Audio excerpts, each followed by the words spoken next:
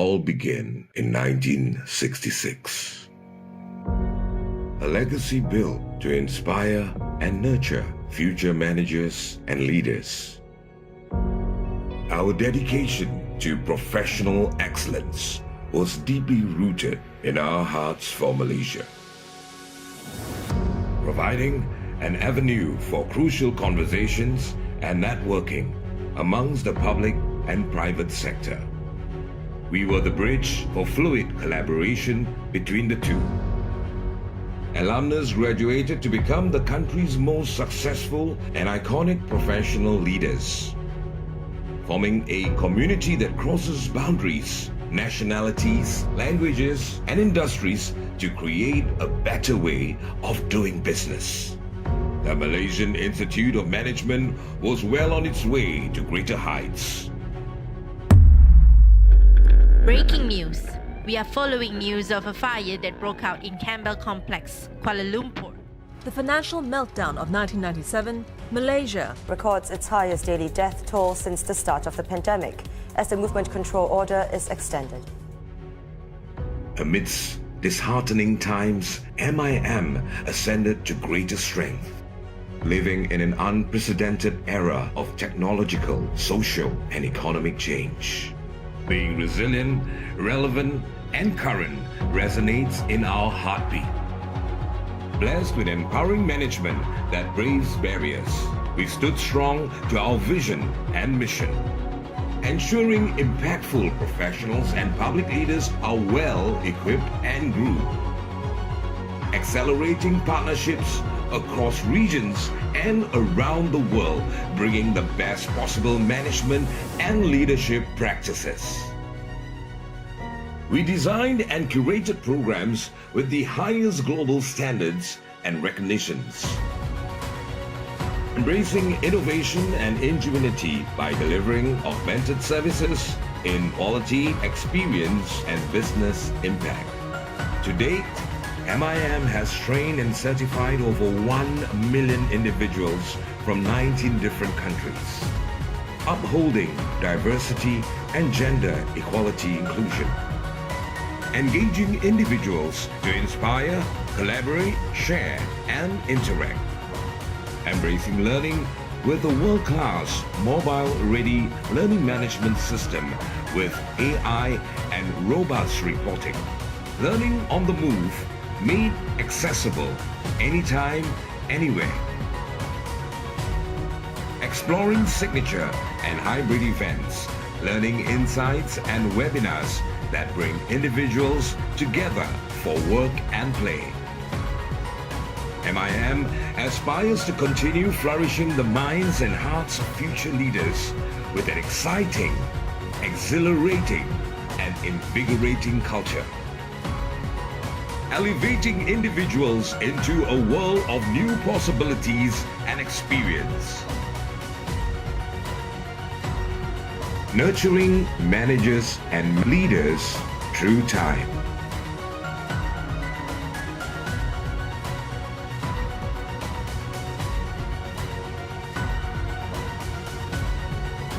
Our leadership legacy.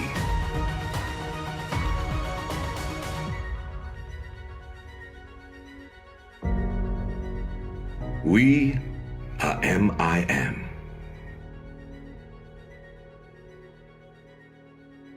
Celebrating 55 years of excellence.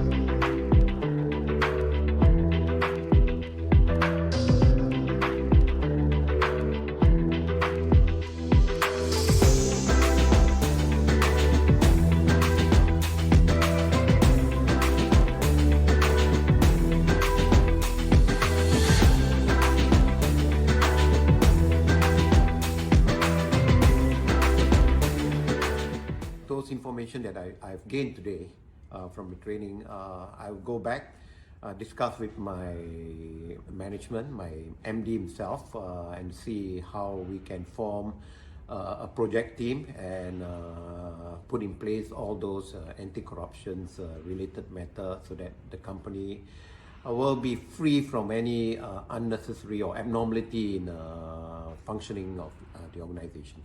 The program was great, a very thought-provoking session that we had for the 3 days program, and looking forward for more sharing and interaction on the best practices that can be applied in our organization.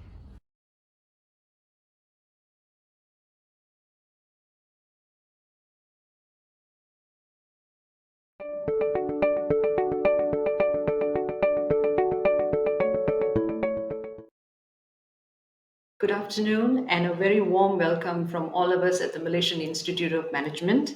I'd like to first take the opportunity to thank all the participants who have made time to be here with us at the webinar. We had actually surpassed 500 registrations at noon today, and at this very point we have 248 participants who are with us. So thank you, and before I go any further, we're at the tail end of our year, and the Institute had decided that we would actually finish the year with crucial conversations on a topic that's very much discussed. And whether it is amongst investors, asset owners, index rating organizations, and I think the number that's here right now actually speaks for it. Now, before we go actually deep dive into the session itself, what I'd like to do is thank our sponsors, Konrad Adner Stiftung. Also, I would like to thank our supporting partner, the Chartered Institute of Islamic Finance Professionals, for their support. Not forgetting our speakers, Calvin Chu from Eden Strategy Institute, Siti Rafida from Petronas, and Saurajit from Octus ESG. Now, as we go through the session, we'd like to set it up with a little poll that we are going to run. We are going to have 3 sets of questions, and we would like very much for all of you to participate. And my team will bring it up in just a bit.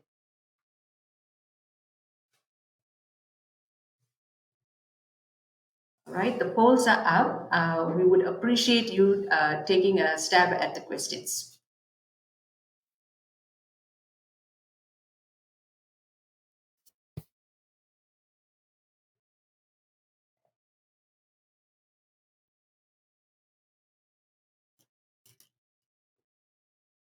And we're going to give it a couple of minutes.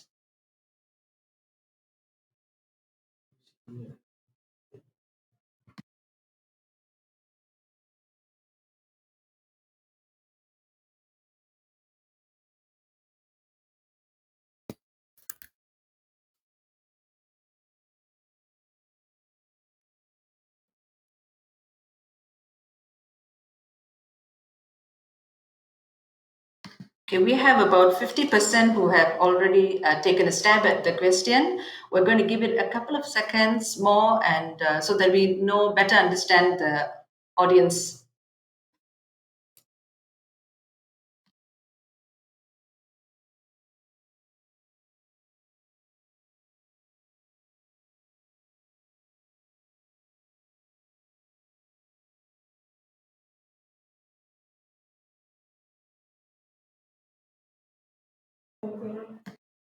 We are at 70%, and we are going to close the poll.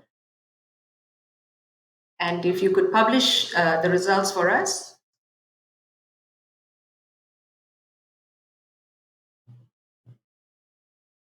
Okay, you can see that this is for the benefit of the panelists and the speakers. At question number 1, do people see ESG as a risk or benefit? 57% of them feel that it's both risk and benefit. And there's 40% that actually fall into the category of benefit, and actually a surprising number that only 3% that think it's a risk. Going on to question number 2, what is the level of ESG implementation in your organization? 19% say they have not started, 43% initial stages, ongoing development and implementation 36%. So we've got people who are hovering in the middle around the initial stage and also in progress. That makes the largest piece of the pie. The last question, what is the level of ESG awareness within your organization? The highest rating was at low levels of awareness, 51%, and then moderate levels at 38%. So thank you very much for participating in that poll. We're going to close the poll right now. And just some logistics before I introduce our first speaker. Should you have any questions during the presentation, please do submit your questions at the chat box. And without any further ado, let me introduce our first speaker. Our first speaker, Siti Rafida, is from Petronas. She has 22 years of experience in the energy industry. She started in LNG and in Petronas and has made her way up through many different portfolios. In 2013, she actually went into corporate strategy, operational excellence, and a whole suite of other portfolios.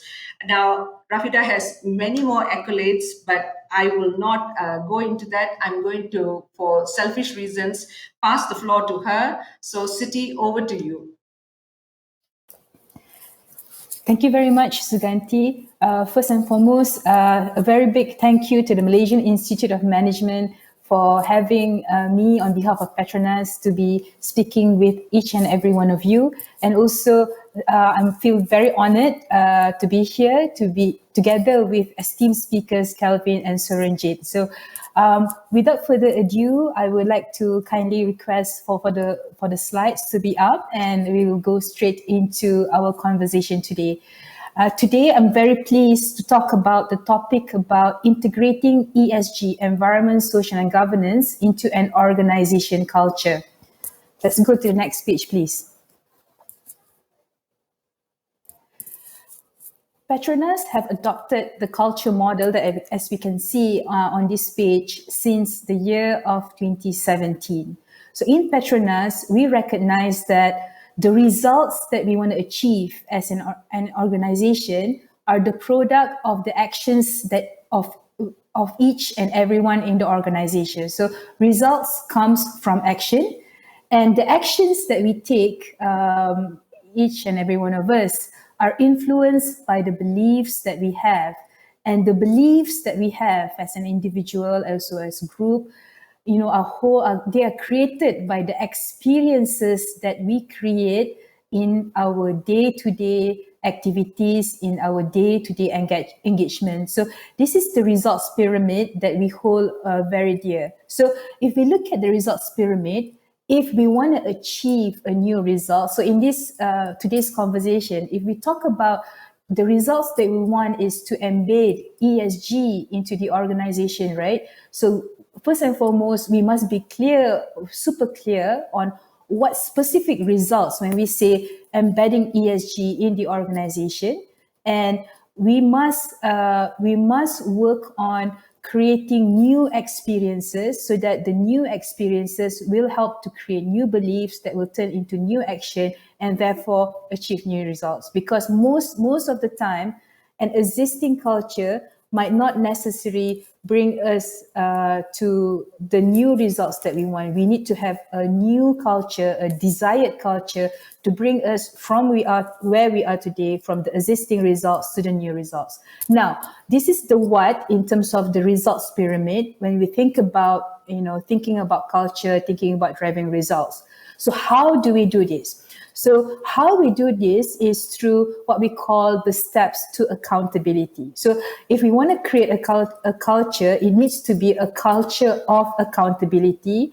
And in creating a culture of accountability, the first important step is see it, because once someone experiences something and they are able to see what needs to be done, the why, once the why is very clear, then instead of just seeing it, it will then go into the heart. People will start owning it. When we start to own what needs to be done, then it will turn into solve it, and then do it, then turn into action. So based on this culture model, so what I'm trying to say is, in the context of Petronas, in driving, in embedding ESG into the culture of the organization, the key thing that we try our level best to do is to make sure that we are clear on the results that we want to have as an organization. We need to be super clear in terms of the direction travel that we want to go, and the results it can be far, but it needs to be broken down into manageable pieces so that people really can see it. Yeah, so that once people see it, they can own it, solve it, and do it. So in the next couple of pages, I will share with you in terms of, what progress we have made in Petronas in terms of making sure that we help the organization as well as the ones in our value chain to be able to understand a bit more in terms of what is the results that we want to achieve so that people are able to see it better. So next page, please. Now, so let's start with the big picture. So if I may ask each and every one of you, try to think about the year of 2015, 2015. So 2015 is such an important year for businesses. It's the year when the role of business in driving sustainability has been amplified. Why do we say this? Because we say this because two main things happened in the year of 2015. First and foremost, 2015 was the year when the UN, launched the UN SDG, the United Nations Agenda for Sustainable Development, UN Sustainable Development Goal. The UN SDG is such an important moment for business because when the 17th UN SDG goal was launched, it is a framework that actually allows businesses to be part of the solution in addressing the three main crises that is happening in the world: the climate crisis, nature crisis, and inequality. So UN SDG took an approach whereby, in the past, people expect government to do, everything. People expect government to do everything, but we know that, government alone is not enough. We need a whole of society approach, and business has such a big role to play. And UN SDG allow for businesses to have a seat at the table. And as a result of that, I think we've seen so many areas in the areas of climate, nature, as well as inequality, where business now are expected now not even have a role to play, but also expected to do a lot more. The second thing that happened in 2015 that is super important is the Paris Agreement. I think everybody must be fully aware the Paris Agreement has a common, is bringing countries together, all 196 countries, including Malaysia, to the common goal of limiting the warming of the earth to not more, preferably, not more than 2 degrees C, preferably at 1.5 degrees C. And Malaysia is a signatory to that. Since 2015, the goal of Paris, the Intergovernmental Panel of Climate Change, the IPCC, have come up with more results, more evidence from climate science to prove that, if we really want to make sure that we have a livable planet where humankind can go on and live in prosperity, the world must not allow the warming of the earth to go more than 1.5 degrees C. So 1.5 degrees C is the goal for us as the whole of humanity. And then also based on IPCC, it's very clear if we want to make sure that we reach the goal of 1.5, as a whole world, we must come together to reach net zero carbon emission by 2050. Now, let's go to the next page. If we look at the effect of climate change is real. So let's talk about what we are already seeing, at home in Malaysia. So now we are in December 2022.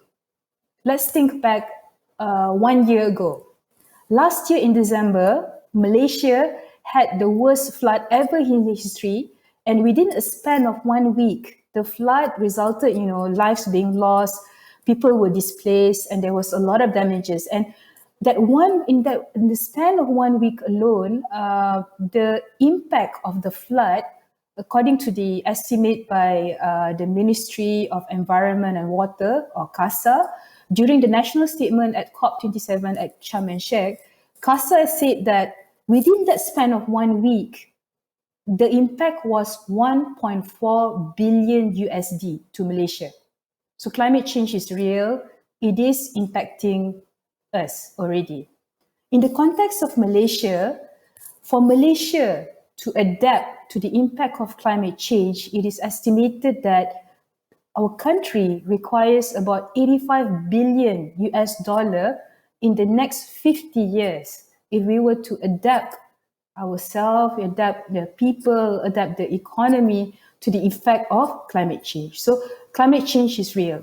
So we acknowledge, based on climate science, that one of the biggest contributor to climate change, which is the greenhouse gas emission, is coming from the energy sector. And therefore, that is the main reason why the energy sector is the one, it is causing the problem, and it is also the one that can be a big part of the solution in addressing climate change. And that is the reason why the energy sector needs to transition to a low carbon system. And therefore, what we say, the energy transition. So if we hear the news, when we talk to many people, now that the buzzword is an acceleration pace of energy transition. It is very clear that the energy transition needs to happen in a much faster way so that we can really help the world to deliver the goal of not more than 1.5 degrees C warming. Why do we say this? Evidence from climate science is very clear.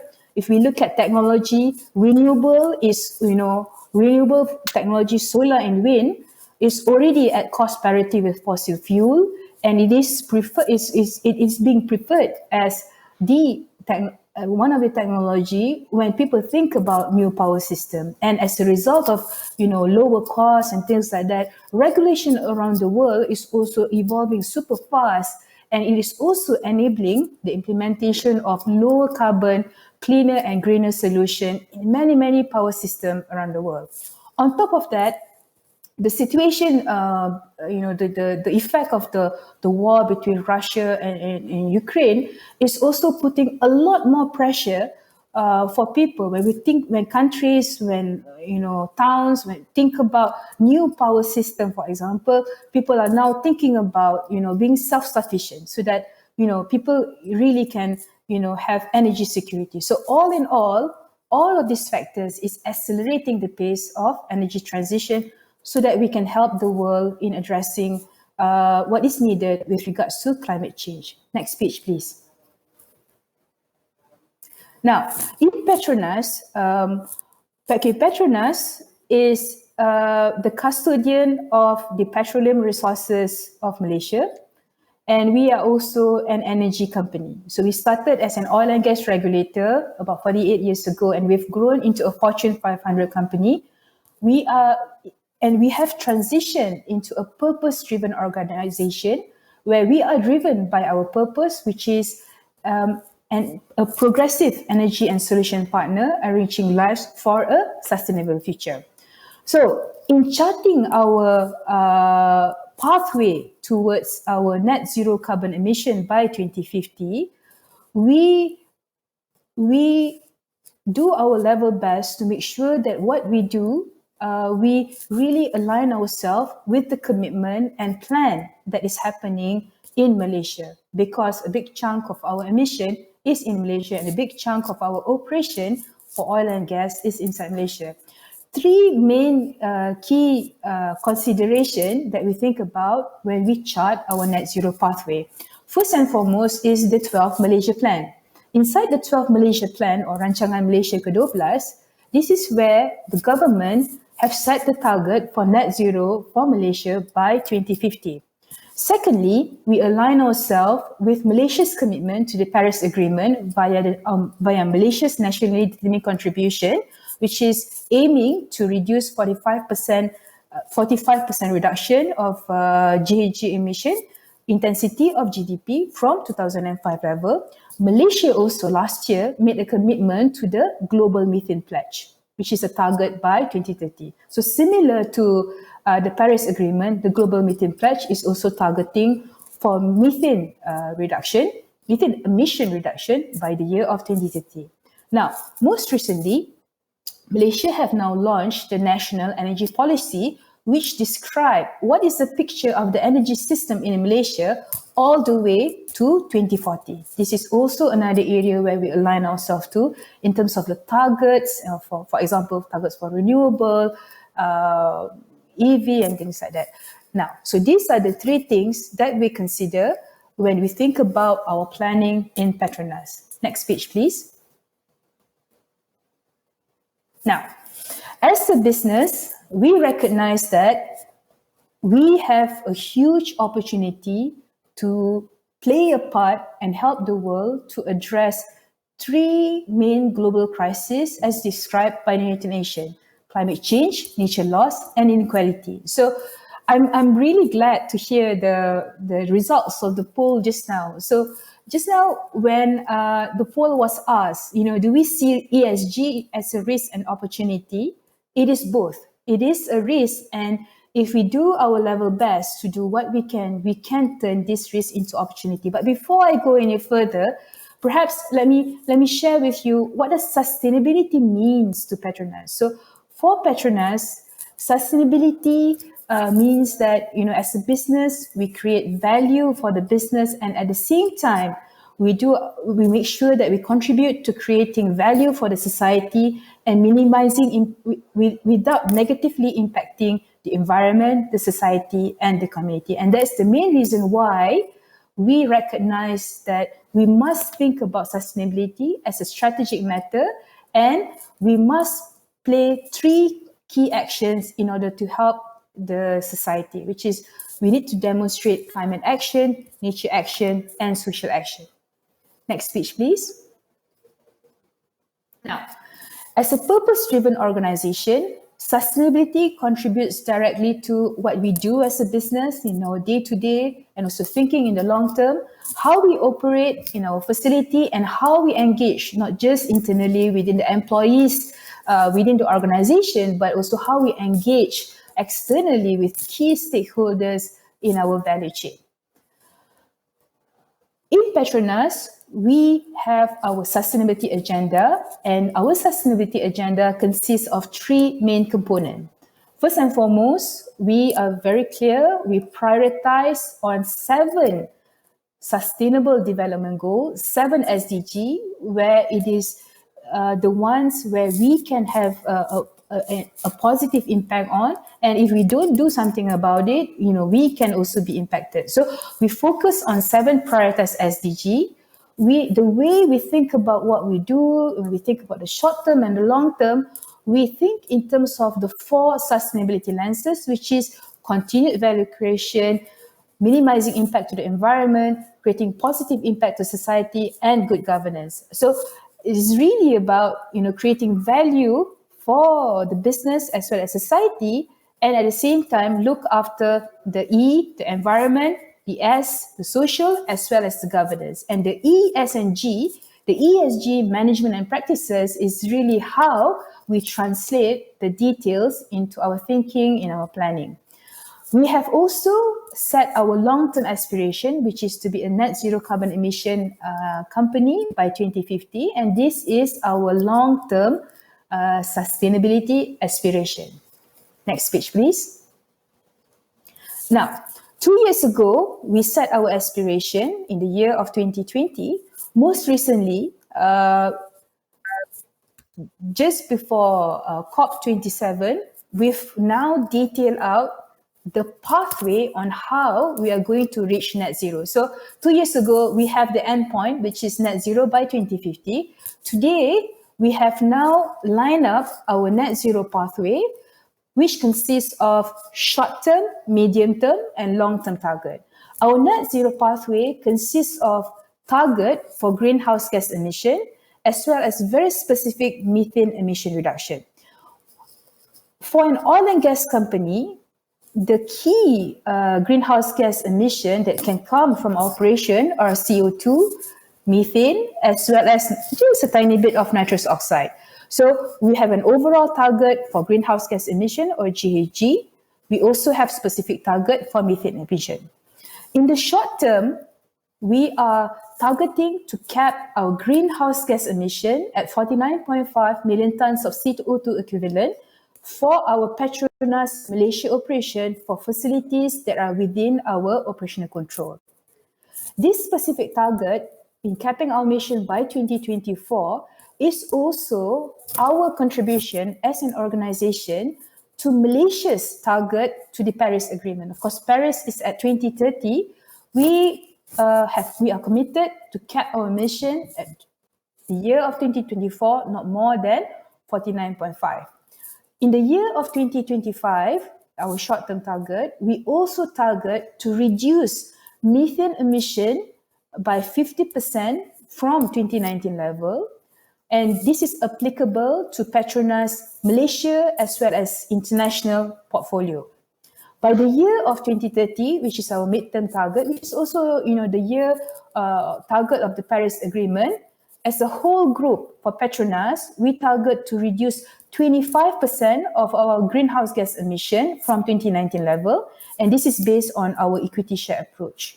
Also in 2030, we target to reduce our methane emission further for assets under Petronas operational control, Malaysia and international.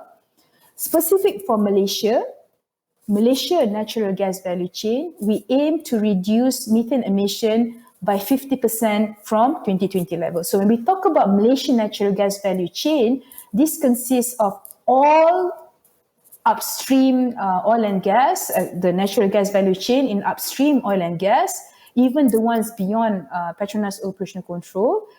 It also includes the gas facility which is under Petronas operational control.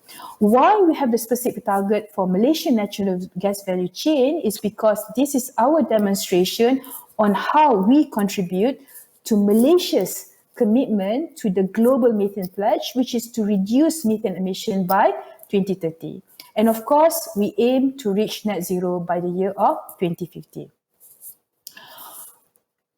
In addition to outlining the pathway on how we are going to reach net zero, Petronas this year, with blessing of our board of directors, have also now established our position on nature and biodiversity. Why we do this is because we want to be very clear on what are the key actions that we want to take with regards to nature and biodiversity, because we truly believe that thinking about nature and biodiversity and taking climate action are interrelated. So we have established our position on nature and biodiversity, and as we think about the actions that we're going to take towards net zero, nature and biodiversity is part of this. And in this regard, we are now working on coming up with a strategy for nature-based climate solution that is being worked on. And once we are very clear, we will also look at opportunity on how this can be part of the solution to help us to reach net zero, especially for really the hard to abate emission towards the end of 2050. Next page, please. Now, so we are very clear in terms of the targets that we have in the long term, in the mid-term, and the short term. If someone were to ask, what are the actions that we need in order to deliver net zero? Broadly, there are two groups of key actions that we need to take. And of course, we cannot do this alone. We need a lot of collaboration, a lot of support with the whole value chain around us. Two broad key actions that we need to bring ourselves to net zero. The first group of action is to reduce our greenhouse gas emissions. So our oil and gas production is still there, but the key thing is we need to make sure that we reduce the carbon footprint that comes with the products that we deliver to our customer. And of course, there are four main key levers that we are focusing on in terms of reducing greenhouse gas emission. We aim for zero routine flaring and venting, and we also have made a commitment to have zero routine flaring by the year of 2030, which is the commitment by the World Bank, something that we have committed to. We are very focused on energy efficiency to make sure that every molecule that we take out from the ground, it goes to the customer as much as practically possible. The more energy efficient we are, the more we are able to minimize the GHG that is associated with delivering that product. Electrification is also an area. Our colleagues in our LNG plant in Bintulu is now working on a project to bring in, to get in hydro and use hydro as a power source to make LNG instead of burning gas into gas turbine to get the power for LNG, for example. We also have recently announced the final investment decision for the first ever carbon capture and storage project for our Kasawari field, which is offshore of Sarawak. So once that field is the CCS project be online is going to be one of the biggest CCS project that's being built. So that's the first group of action that we're taking. The second group of action is really focusing on supplying lower carbon, cleaner and greener energy solution. And to this, Petronas this year have announced the formation of a new company within Petronas, which is called Gentari. So Gentari has very specific goal. By the year of 2030, we are aiming to have about 30 to 40 gigawatts of renewable. We are also targeting for about 1.2 million tons of clean hydrogen capacity by 2030. And we are also targeting for about 10% market share in Asia Pacific for EV charging. So we have also set the ambition for renewable and cleaner energy solution, which is part and parcel of the actions that we are taking as an organization to reach ourselves towards net zero. Next page, please. Yeah. So to conclude this conversation, so there's a lot of things, a lot of action that is needed for us to reach net zero. We recognize that this is something that we cannot do just by ourselves. There is a huge opportunity to work together with each and everyone in our whole value chain so that we can really come out with innovative and very purposeful innovation and technology deployment that is cost competitive so that we can help the climate and also create new business opportunity and really go on this journey together. A couple of key ecosystem engagement and transformation areas that we're looking at.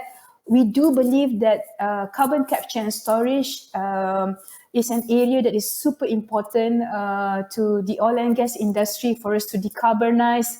We cannot just depend on flaring, venting reduction and GFC electrification, not enough. We must work on scaling up the opportunity for carbon capture and storage. There's a huge opportunity to work on harmonizing policies so that it will enable fast adoption and a very cost competitive adoption. Circular economy is another area that we are very passionate about. We are working on our positioning on circular economy and once that's clear, I think there's huge opportunity for that adoption in many areas. Clean energy and green solution, again, when we think about technology, when we think about innovation, we as an organization, we are very purposeful. We need to make sure that the technology that we work on, the target that we on is something that is really part of the puzzle to bring us to net zero. It needs to be purposeful collaboration, purposeful innovation. At the same time, when we think about beyond climate, when we think about ESG management and practices, enhancing transparency, enhancing the way we report and disclose is something which is very important in our agenda as well, because we recognize that there is a huge expectation in terms of what the expectation by stakeholders out there to really trying to understand, what are companies doing in terms of climate action, nature action, as well as social action. So being involved in understanding what is, the new frameworks that's coming and things like that, and adopting and really working on ready available framework is something that we are also working on.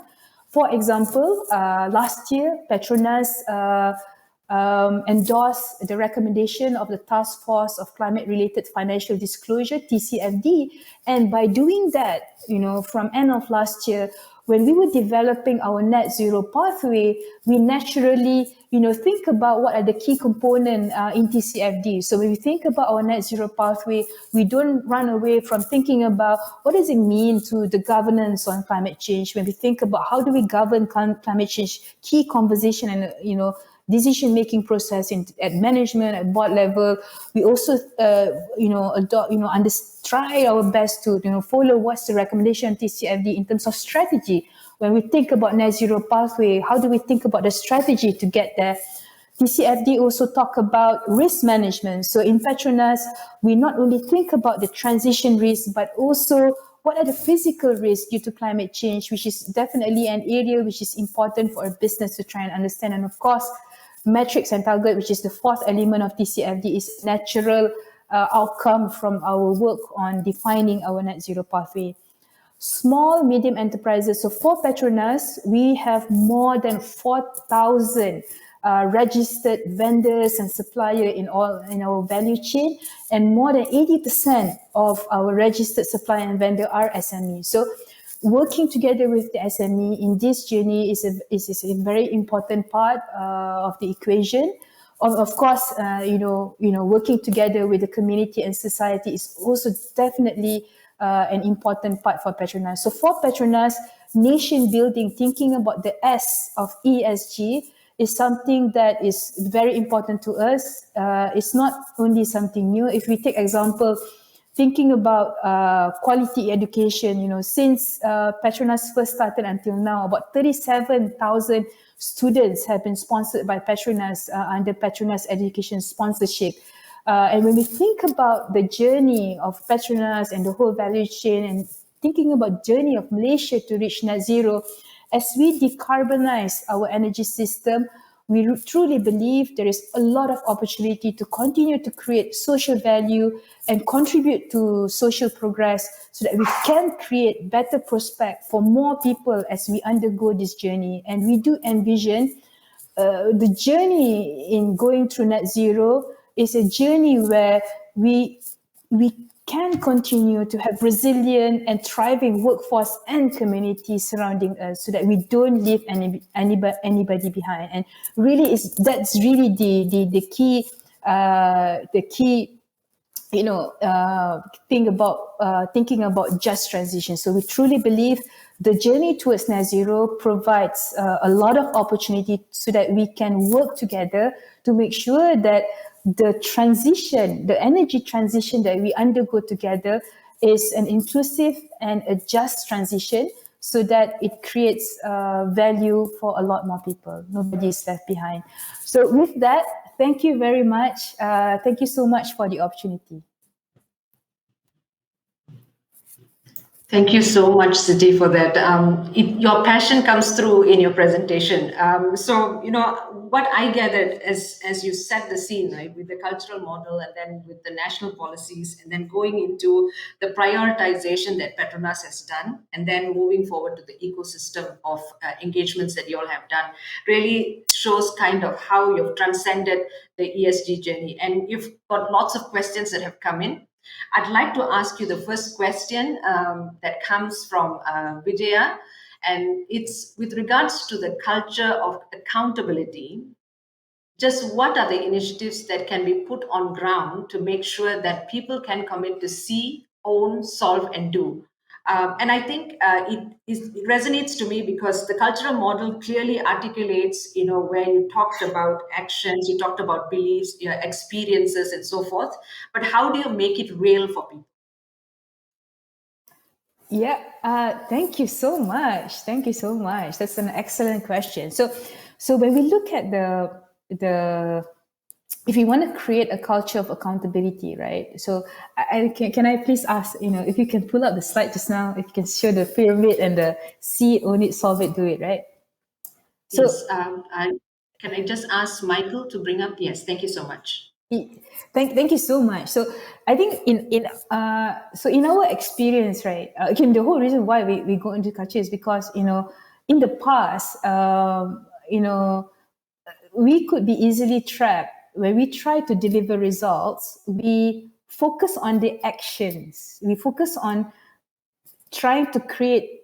We focus on trying to look at what are the actions that people do, and that is a huge trap, because if we really want sustainable actions to happen, if we want people to see it, own it, solve it, do it, people go be accountable, we need to really start thinking about what are the new experiences that we want to create, so that people will believe that this is the right thing to do. Therefore, I will take the action, and then I will be part of delivering the result. So now let's ask ourselves, what are experiences that we can create so that people will believe this is the right thing to do? So the way we see it, if we think about net zero, if we think about ESG, when we think about elevating sustainability as a strategic matter, right?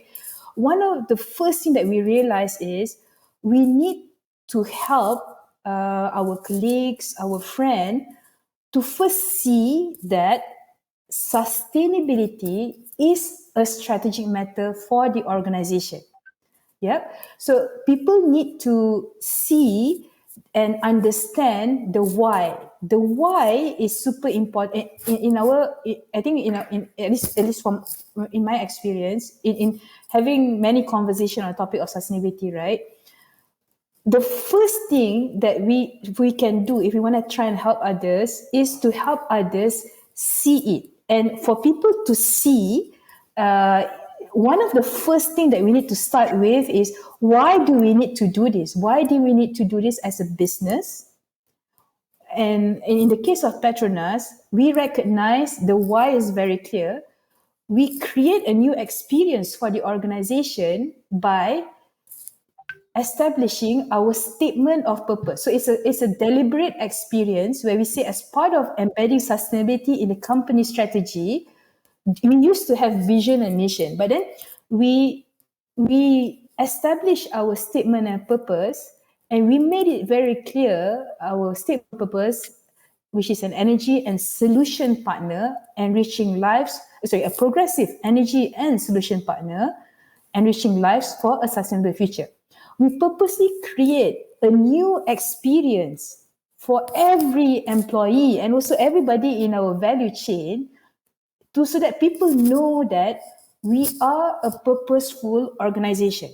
And by doing the first steps, stating the purpose, we are trying to help our own colleagues, our own friends in Petronas, as well as people surrounding us, to see it. So this is an example of an experience that we create to embed sustainability as part of our strategy. So it's something, and then we don't just stop by just creating the purpose. We then set our long-term aspiration, and we don't just leave it at super long aspiration 3 decades, because if we want people to see, they must see what is the one example is seeing the purpose. Another example is when we think about the direction of travel, we also by design think about not only in the long-term results that we want, which is net zero, we purposely break it down into short-term and a medium-term, so that it will help people to see what are short-term results that they can focus on, so that they can see and they can then try to think about, how can they relate? How can we relate to what we can do as an organization? So, okay, I think I stopped there. I hope that's helping to answer the question. Thank you for sharing your thoughts, Siti. And what I took away from that is home in on the why, as much referred to by Simon Sinek as well, to know what the purpose is. And then obviously, while you have a North Star, to also have milestones that you work towards too, so that you can see progress that you're making. We have yet another question, and This one is around just what methods do you think the government would use to reduce greenhouse gas emission as much as 45%? And I think this goes back to your, second slide, right? After your culture, you talked about the national policies and things like that. But yeah, I know it's a very broad question, but let's see where we go with that. Okay, so I if you recall in my presentation, right?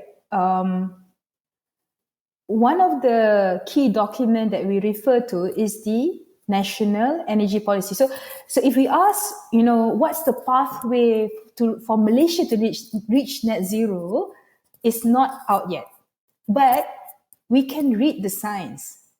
In terms of what technology, okay, if we ask ourselves, right, if we want to reach net zero, the 80-20 is we need to focus on the energy sector, and the technology that is needed for the energy sector is described in the National Energy Policy, which actually bring us to a low carbon future by 2040.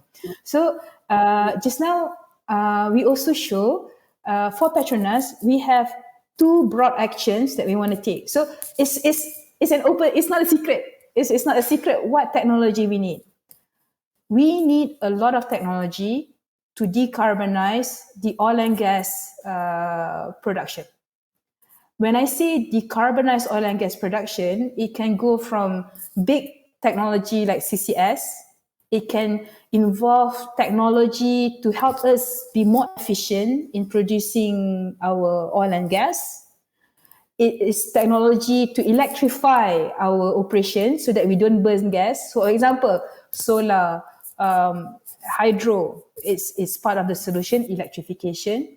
Reducing flaring and venting. And I did mention just now, but most recently, Petronas has committed to the Oil and Gas Methane Partnership OGMP 2.0 reporting framework, which is really the reporting framework to help us, make sure we understand what is our methane emission that's happening in each of our assets, so that we can really drive for methane emission reduction. So one example is fugitive emission. So we have set methane target for Petronas globally and Malaysia.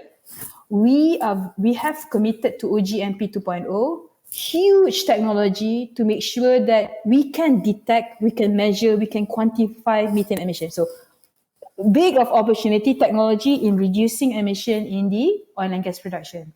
At the same time, on the right-hand side, the one that I showed just now, we have multiple technology solution, which is part and parcel of the growth area that we want in Petronas. So Gentari, the company that we've set up, I think I shared just now, very clear. Renewable, 30 to 40 gigawatt. Clean hydrogen, 1.2 million tons. Hydrogen is definitely part of the future picture, EV charging. So put it this way, what we put into our, the key technology is, is really trying to hopefully help the government to also see that there are, from 2040 to go to 2050, the technology should not be so far off. So I think that's Absolutely. Perhaps that's it. Thank you so much for that. And what I gather is it's not a pen to paper exercise. It is something that you have actually clear targets. You're building initiatives around it, and you are not only building initiatives around it, but you're also having monitoring and KPI reporting that actually tells you kind of how you're progressing towards it, and you're also transparent about it. So thank you so much, Siti. We do have a question. One other question. Now you talked about technology, right? Around investing in technology. There is a question from the audience that says, okay, many people have this in their mind that ESG is a very expensive agenda. It requires a lot of investment. What are your thoughts around that?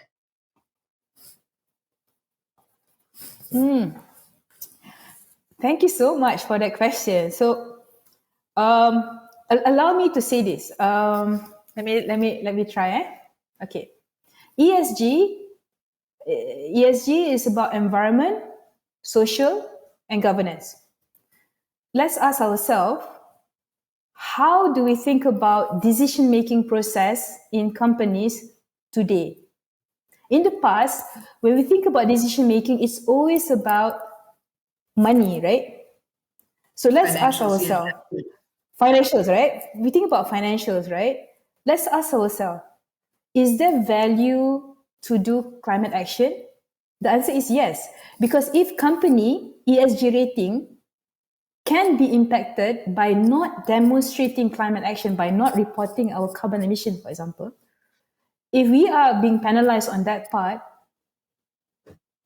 there is an opportunity to help companies to translate what does climate action means to our books. Nature and biodiversity, same thing. Yeah. We recognize nature and biodiversity is an action that we must take. I mean, if we look at, today we have TCFD, we know that it's an open secret. TNFD, Task Force of Nature-Related Financial Disclosure, is being worked on, and the Task Force of Inequality-Related Financial Disclosure, which is on the S of ESG, is also being developed on. So if companies are going to be scrutinized not only based on TCFD, but in the future TNFD, TIFD, and also ISSB, the International Standard of Sustainability. But ISSB is coming out with the framework next year, right? Why don't we try to help businesses and also the financial community to think about what is the true value of the actions that we take? So I think that's probably my answer. So when we say expensive, I think, it depends on interpretation. Yeah. Thank you. So, Siti, I'm going to, I'm not putting words into your mouth, but what I think I gathered is it is a business decision to make the investment where you get the value. And today's business climate requires companies to not only show financials, but also be ESG centric, is what I hear. Yeah. So before I let you go, Siti, thank you very much for your time. I do want to congratulate you and Petronas for the historical agreement that you all have made with the Abu Dhabi National Oil Company on your expanding out global unconventional expertise. So with that, I'm going to thank you and let you go, but do keep in touch and we'll go forward with polls right now. Thank you again. And for the technical team, could I please have the next set of polls? Thank you so much. Thank you. Thank you very much. Okay, we have the polls up, and I would really appreciate for participants who are on the call. We have 326 participants who could participate in the poll. So we'll hold it up for a while, and then I'll let you know where we are.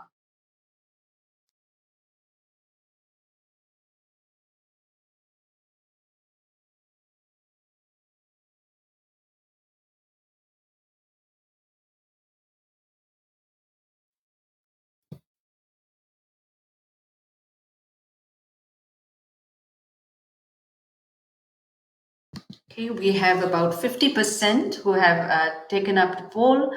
We're going to give it a couple of more seconds.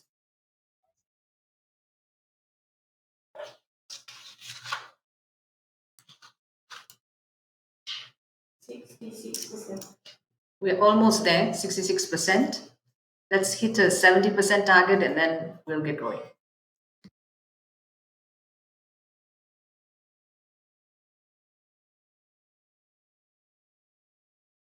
If the technical team could close the poll and publish the results, please. Oh, okay, yes. We will hold that for a little bit more of a discussion later at the panel. I will now introduce our second speaker on the line, which is Saurajit. He's the Vice President at Optus ESG. He has been a finance and sustainability professional for the last 15 years. Has worked in several organizations such as Motilal Oswal Financial Services, UBS Investment Bank of London, and he has plenty more in his CV. He has authored 3 books, The Regional Economies, 170 articles on sustainability and so forth. So His accolades are just as impressive as every one of our eminent speakers today. I'm going to hand it over to Saurajit right now. Saurajit, the floor is yours. Thank you, Sukanti. So while our colleagues from IT upload the presentation slides, so just to introduce myself, I'm working with Octus ESG.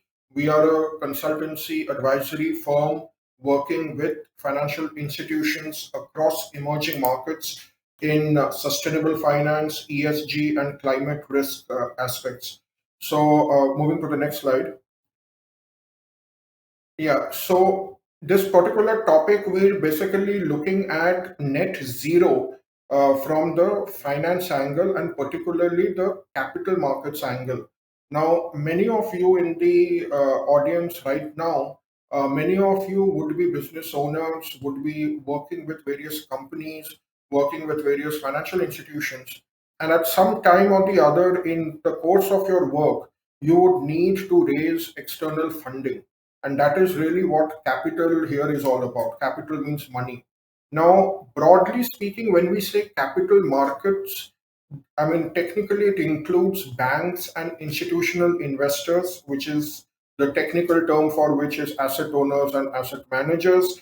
But then in course of normal discussion, in general, banking is regarded as a segment in itself, simply because in developing countries, emerging markets, the banking segment had been predominantly the main BFSI segment.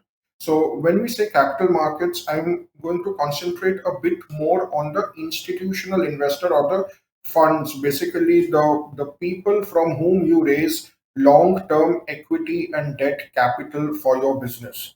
Now, just to put the numbers a bit in perspective, approximately the banking credit outstanding globally with banks across the world is about 180 $200 trillion right now, and the outstanding with institutional investor funds is about 250 trillion. So largely banks and institutional investor comprise almost similar size of the pie. Like I said, it's about long-term raising of equity or debt capital. Equity and debt has its own features. In capital markets, there's also a concept of primary and secondary. Primary means where you are issuing the securities to raise that capital for the first time. And secondary is where capital that has already, or securities that have already been issued, are traded for creating price discovery or market discovery, because that is what the moment the prices go up, that's what creates the demand supply for money in the capital markets. And broadly within the institutional investor parlance, there's also concepts like active managed funds, passive managed funds. In the course of the presentation, I'll come to that. So the idea of this particular introduction slide was to give a quick overview of capital markets concepts. Let's move to the next slide, please. So yeah, let's move to the next slide, please. Thanks. So CT in her presentation has admirably spoken about the entire concepts of net zero, so that saves a bit of work for me. But broadly, the point I want to stress here is that from a capital markets lens, from a financier's lens, so as a company, when you are talking to financiers to raise money, these are some of the things you should keep in mind, because just so you know that this is what the financier may be thinking about. Now, climate risk, when we say, ESG related risks, sustainability risks, what is the difference? Now, sustainability is all about maintaining your economic returns while keeping a balance in terms of the ecosystems and society. So that is really what sustainability is all about. Now, the approach to assess whether you are moving in that direction of sustainability, that assessment approach or that assessment framework is what is called ESG. So that is the fundamental difference when you hear the term sustainability vis-a-vis ESG. ESG is an assessment approach, sustainability is the end goal. Now, climate change, of course, it's a science concept. It's a concept that actually encompasses science, economics, society, all of that. And essentially, certain metrics of climate form part of the E and S aspects of ESG. Now, climate risk for a financier actually is becoming a material systemic risk. What I mean by that is climate risk ultimately impacts the credit risk, investment risk, market risk, liquidity risk, operational risk, technology risk, compliance risk, reputation risk, all of which are important risk items in any enterprise risk planning or enterprise risk management of a bank or a fund house, asset manager. So climate risk, climate change is not a concept about we should do good, we should do responsible. It is a business case. It is all about money. It is about risk and return and safeguarding your money. So that is a fundamental point I want to stress. Climate risk management, climate change is a business case. It is not anything to do with feel good, do good. Now, the net in net zero, why the word net is used is because as we reduce, so as a company, I may be making a lot of emissions. Emissions cause global warming. That emissions in the carbon in the atmosphere ultimately changes the, the climatic balance, the weather balances, land pressure, etc. And that is what causes climate change. Now, the word net is there because even if I reduce my emissions, I cannot reduce it to entirely zero. That is not practically possible. So the idea is to reduce it and add certain other mechanisms to it so that on a net basis, net to net, you are as close to zero as possible. And that is why it's called net zero and not absolute zero. Now, for a financier, one thing you need to understand is financier is looking at emissions from the concept of financed emission or scope 3. So what it means is that for a asset manager or or even a bank for that matter, my own emissions that my branches, my offices are doing is a very, very small portion. But the actual emissions that that can be attributed to me is because of my investee portfolio. And that is so basically the emissions that I am financing through my investment portfolio. So the questions that a financier may ask you as a company regarding your emissions is being asked from the angle of calculating his own financed emissions, because that is what he is tasked to reduce in case he has taken net zero commitments or net zero pledges. Now, again, speaking of that portfolio, there are two angles. One is I keep on adding new investee companies. I invest in new and new companies. So now, as a fund house, as I become more interested in decarbonization and reducing the carbon intensity of my, of my portfolio of financed emissions, I am looking at new investees with a certain lens, with a certain screening, with a certain criteria. But at the same time, I also have existing holdings in my portfolio, and I need to extend that screening in slightly different ways so that I'm able to monitor and measure the progress those companies are doing towards certain sustainability goals, so that at an aggregate level, my decarbonization goal is achieved as far as my portfolio is concerned. So when it comes to new financing that is required in the economy by various companies and corporates out there, the financiers would be looking at it with both these lenses. Ultimately, how much do I have to reduce? That's $1 million question. A lot of banks and asset managers keep on asking us. That really depends on back calculating the arithmetic. So if the first step is for me to calculate my the emissions of my portfolio.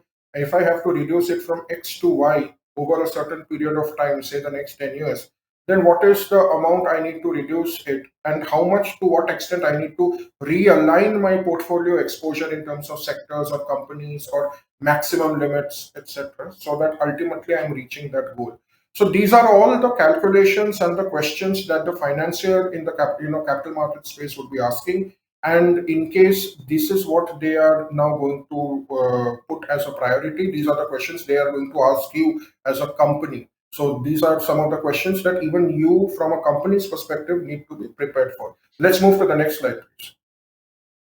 So here, essentially, again, just recollecting the content of what I said in the previous two slides, connecting capital markets and net zero. So essentially, how do we now reallocate the capital that we are going to invest through the primary or secondary markets? Are we looking only to invest in the green sectors, clean energy or clean transport, or do we look at decarbonizing the existing sectors? Now, green sectors are still a very, very small portion of the investable universe, despite all the traction they have done. And the existing sectors like oil and gas, utilities, cement, steel, manufacturing, agriculture, so on and so forth, they contribute heavily to emissions. So you really cannot have a net zero future by just talking about clean energy and green transport and green buildings and all those things, while ignoring the traditional sectors, which are really where the lion's share of emissions exist. So again, if you are in businesses that are to do with these existing sectors, believe you me, the questions are going to get asked to you hard and fast very soon.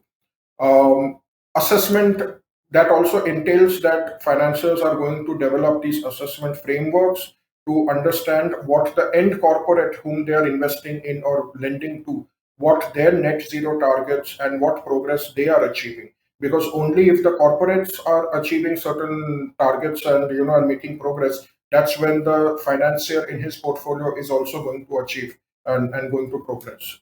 So that's basically the way the thinking is changing right now in the capital market space. Let's move to the next slide. So very quickly, just to show that when it comes to investing with sustainable purposes, that AUM, asset under management, is actually growing globally as a proportion of total AUM. But that being said, with new and new regulations around green, like green taxonomy, etc., coming up, led by Europe, you're actually seeing a decline in Europe. Now that is actually a misnomer. What this means is that a lot of what is shown as green in the sustainable finance industry was not actually green, because there were no regulations. The regulations were still coming up, so on and so forth.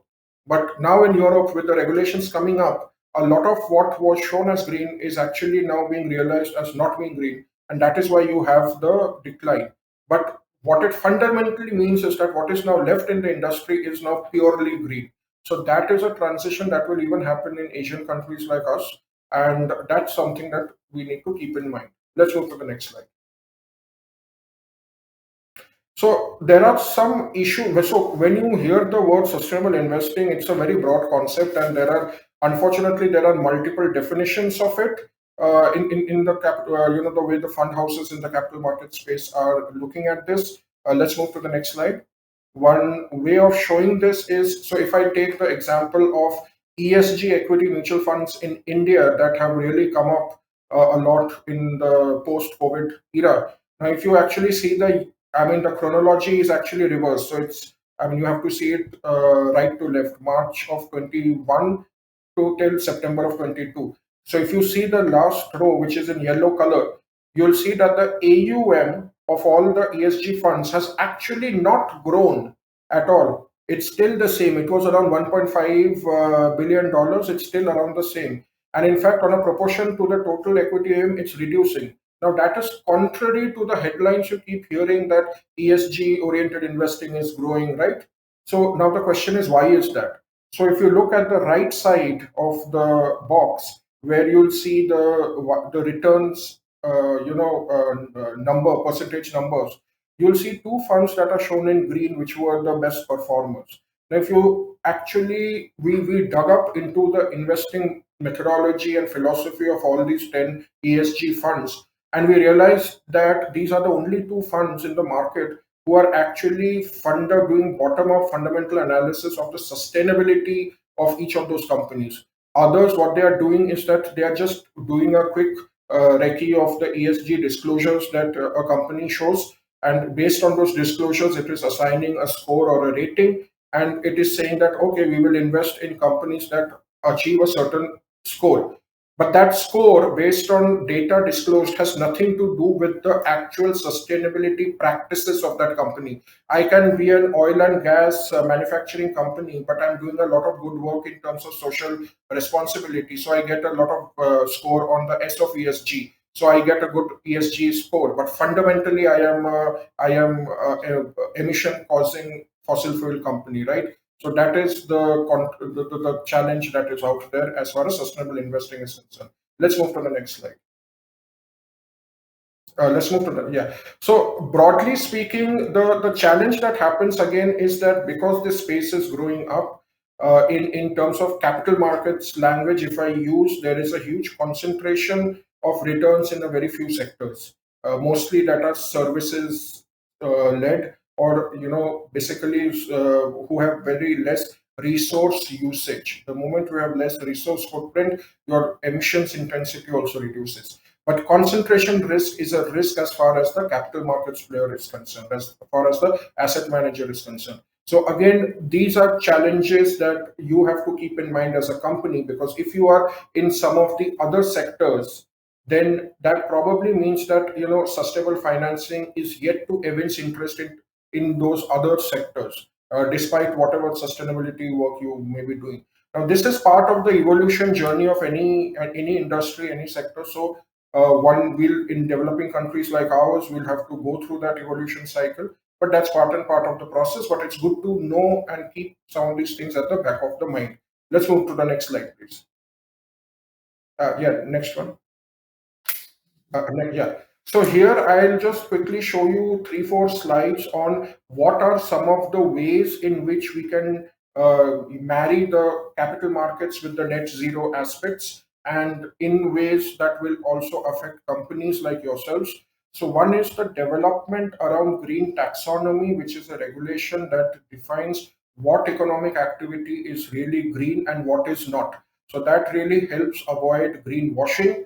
It helps understand tag in financial term. It is called asset tagging, that says that okay, this asset, that means this loan proposal or investment proposal, is indeed green in nature. So if you are a company and you can assign your business activity to one of the green activities mentioned, let's say in Malaysia the ASEAN taxonomy is getting rolled out, right? So if you can assign your business activity as per what the ASEAN green taxonomy specifies, then that is a good point in your favor in terms of getting money aligned and from green capital investors in the capital markets, and they can ensure that their portfolio is aligned to what the regulation on green taxonomy says. So this is something that you as a company or even as a financier in the capital market space need to keep in mind. Let's move to the next slide.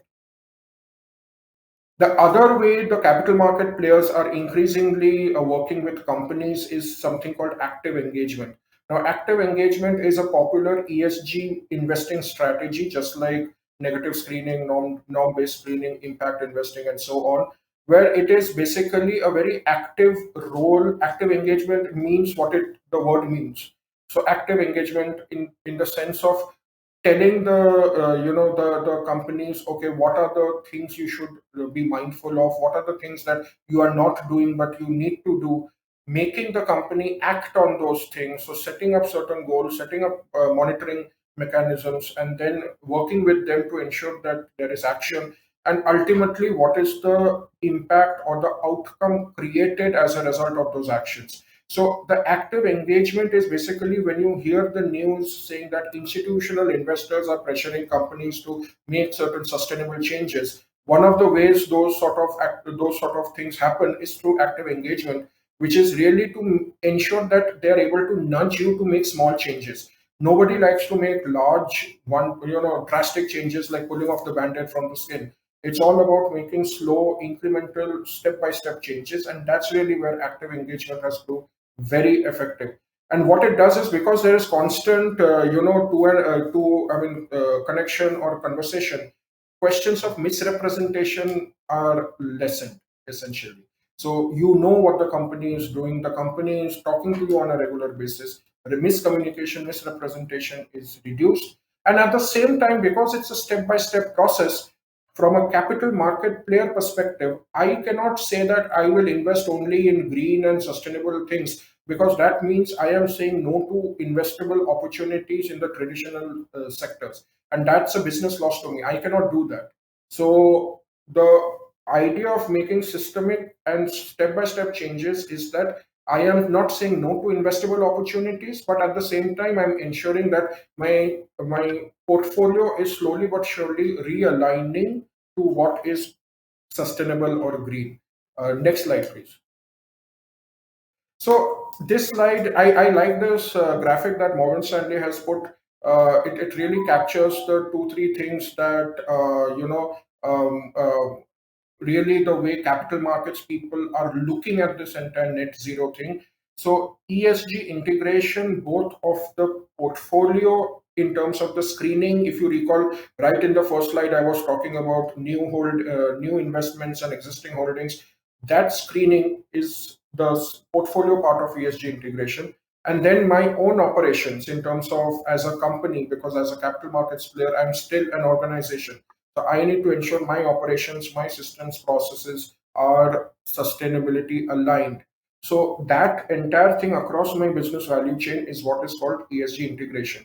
Now, the next step for my portfolio screening is to use certain norms where I'm saying that I will invest in companies that adhere to certain norms, let's say human rights norms or maybe environmental norms. And I will exclude those who are falling beyond these norms, who are not falling within this, the scope of these norms. So that exclusion screening is a very important first step. Moving to the next level where I'm starting to do certain what is called tilt. So basically tilting on certain factors to say that I will put a bit more emphasis on companies that exhibit these properties or these characteristics, and my weightage will be tilted in that favor. So that is what sustainable core really means. And eventually, I'm moving completely into that space where I'm investing in companies that are really addressing sustainability or decarbonization or net zero agenda. So essentially, if you recall a very important point that Siti made in her presentation, that there are all the new technologies that are coming up, and then there are all those existing companies and technologies who are trying to facilitate big guys to move towards the green or sustainable sectors. So basically, I mean, just to say it in another way, you have the green technologies coming up, so the companies who are making those technologies, and then you have those companies who are facilitating you to adopt those technologies, who are enabling you to adopt those technologies. So if you start investing in those sort of companies now, that is really the core of moving to the next level of sustainable impact. Broadly speaking, millennial customers and most of our countries have a huge portion of clients, consumers, and individual investors who fall in the millennial age group. If you actually see Morgan Stanley's annual survey on this, they are becoming increasingly vociferous as far as sustainability oriented investing is concerned. Now, from a capital market space, it is leading to a concept called theme based investing. And what it means for a company is that if I want to raise money in the capital markets, I need to approach those guys, those funds, those asset owners, those asset managers who are investing on the theme that my business is built on or my sustainability strategy is built on. Why I call responsibilities new fund is because this is an example of the last, that dark green box that you see. Just at your free time, Google up responsibility and ESG new decarbonization fund. Just read about it. It's a very interesting fund that has been launched recently, and it is essentially investing in companies that are actively providing decarbonization solutions. So that's like taking capital market players' involvement in net zero to a completely different level. Next slide, please. So essentially, to conclude, what it really means is that ultimately, capital markets, banking, all these things are financial industry. Finance is all about money, and money is all about risk-adjusted returns. That's all it is all about. There is nothing about, again, I re-emphasize, it is nothing to do with do good, do nice, do well. It doesn't matter. I'm sorry for being very candid, but that's what it is.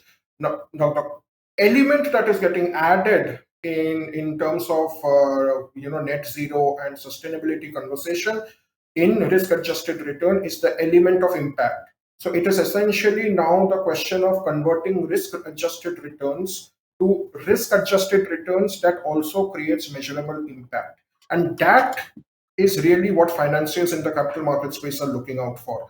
So as a company, if you can show that, okay, investing in my company can earn you risk adjusted return while making meaningful impact on an ESG lens, then that is what is going to get you that check from that financier. So essentially making a monetary value of that impact, this is where triple bottom line framework of showcasing how you are faring on people, planet, and profit really can play a big role. Again, if you have time, do read up a bit about IKEA, the popular furniture company's triple bottom line framework. It is a very interesting case study. And ultimately, the idea is to address this dedicated green capital, which is capital markets, like I said, is long term in nature. It is patient capital, that is a terminology used. And given that net zero and sustainability, all of these are really going to be over the next several years, that is where capital markets are going to play a big role in taking us to that net zero future. And hence, as companies, we need to start aligning ourselves in a way that we can attract capital from those green capital market segment. Next slide. So there are some innovative products. I think in the interest of time, this I believe was the last slide. But there are some innovative products in the capital market space. You would already have heard of things like green bonds, social bonds. There are things like sustainability linked bonds that are coming up, which are really general purpose corporate loans with sustainability KPIs. And that's again a very interesting product for capital for companies to look at to raise sustainable green capital. Transition bond, where you want to convert some of your existing carbon intensive processes into less carbon intensive processes. That's where transition bonds play a role. Development impact bonds, again, very similar to sustainability linked bonds, but with a broader development impact objective, creating basically what is called outcome based financing or social impact bond financing. And eventually, you have a concept called blended finance structures, where you are looking at interventions that often go beyond what conventional finance, capital markets, or banks would have been okay to do. And blended finance structures is where also capital market players can play a role, provided that there are certain de-risking mechanisms. So the point to emphasize in this slide is really to say that there is product innovation happening out there, and capital is being allocated to companies in a lot of these different innovative products. And again, as companies, we need to ensure that we are aligned in a way that we can actually issue or participate in some of these innovative products to raise capital. I think with that, if you move to the next slide, I think that's the conclusion. Let's move to the, yeah. So with that, already over time. So thanks for patient listening, and over to you, Sukanda. Sarojit, thank you for that. I could not help but take away the mutual fund example that you spoke about. It seemed very graphic on just how important it is for companies.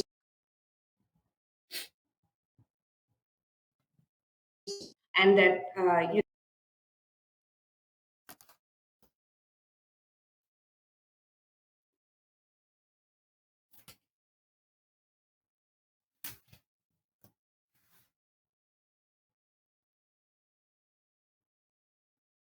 Hi, can you hear me? I've lost your video.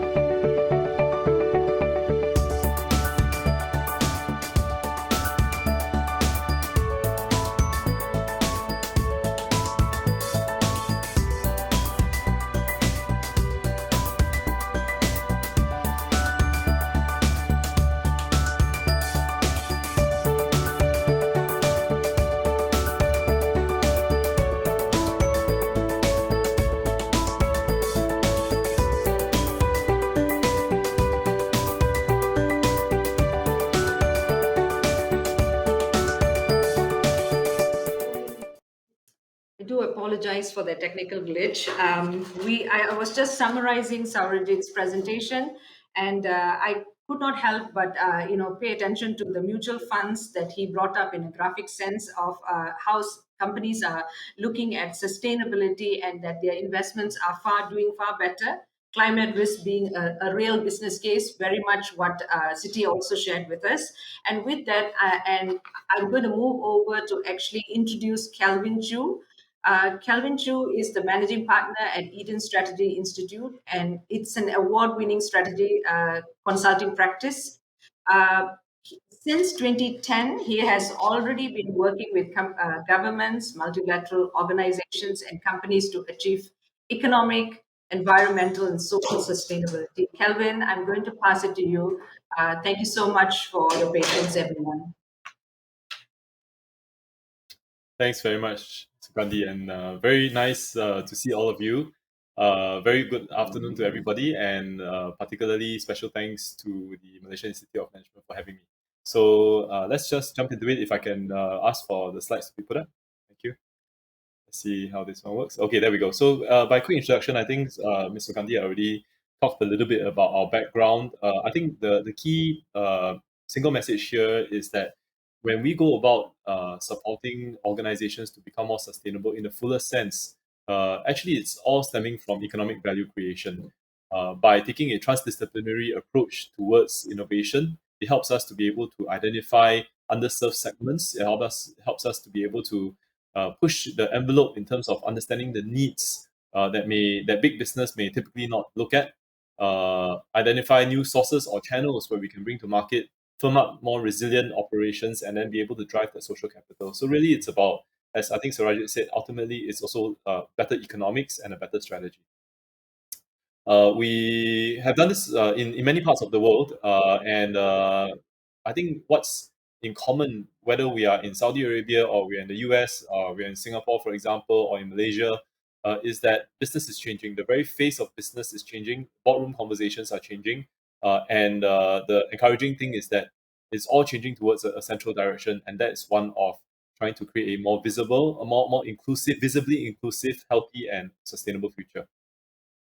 We've done this across many different client types, so I'm not going to go through all of these details, but I think as many of you may be in the survey before, many of you have mentioned that you are just starting your sustainability journeys. Usually a place that we ourselves find clients most need from the initial stage is to just build capacity. What's all this detail about the alphabet soup of different sustainability global frameworks? Today we'll cover some of that.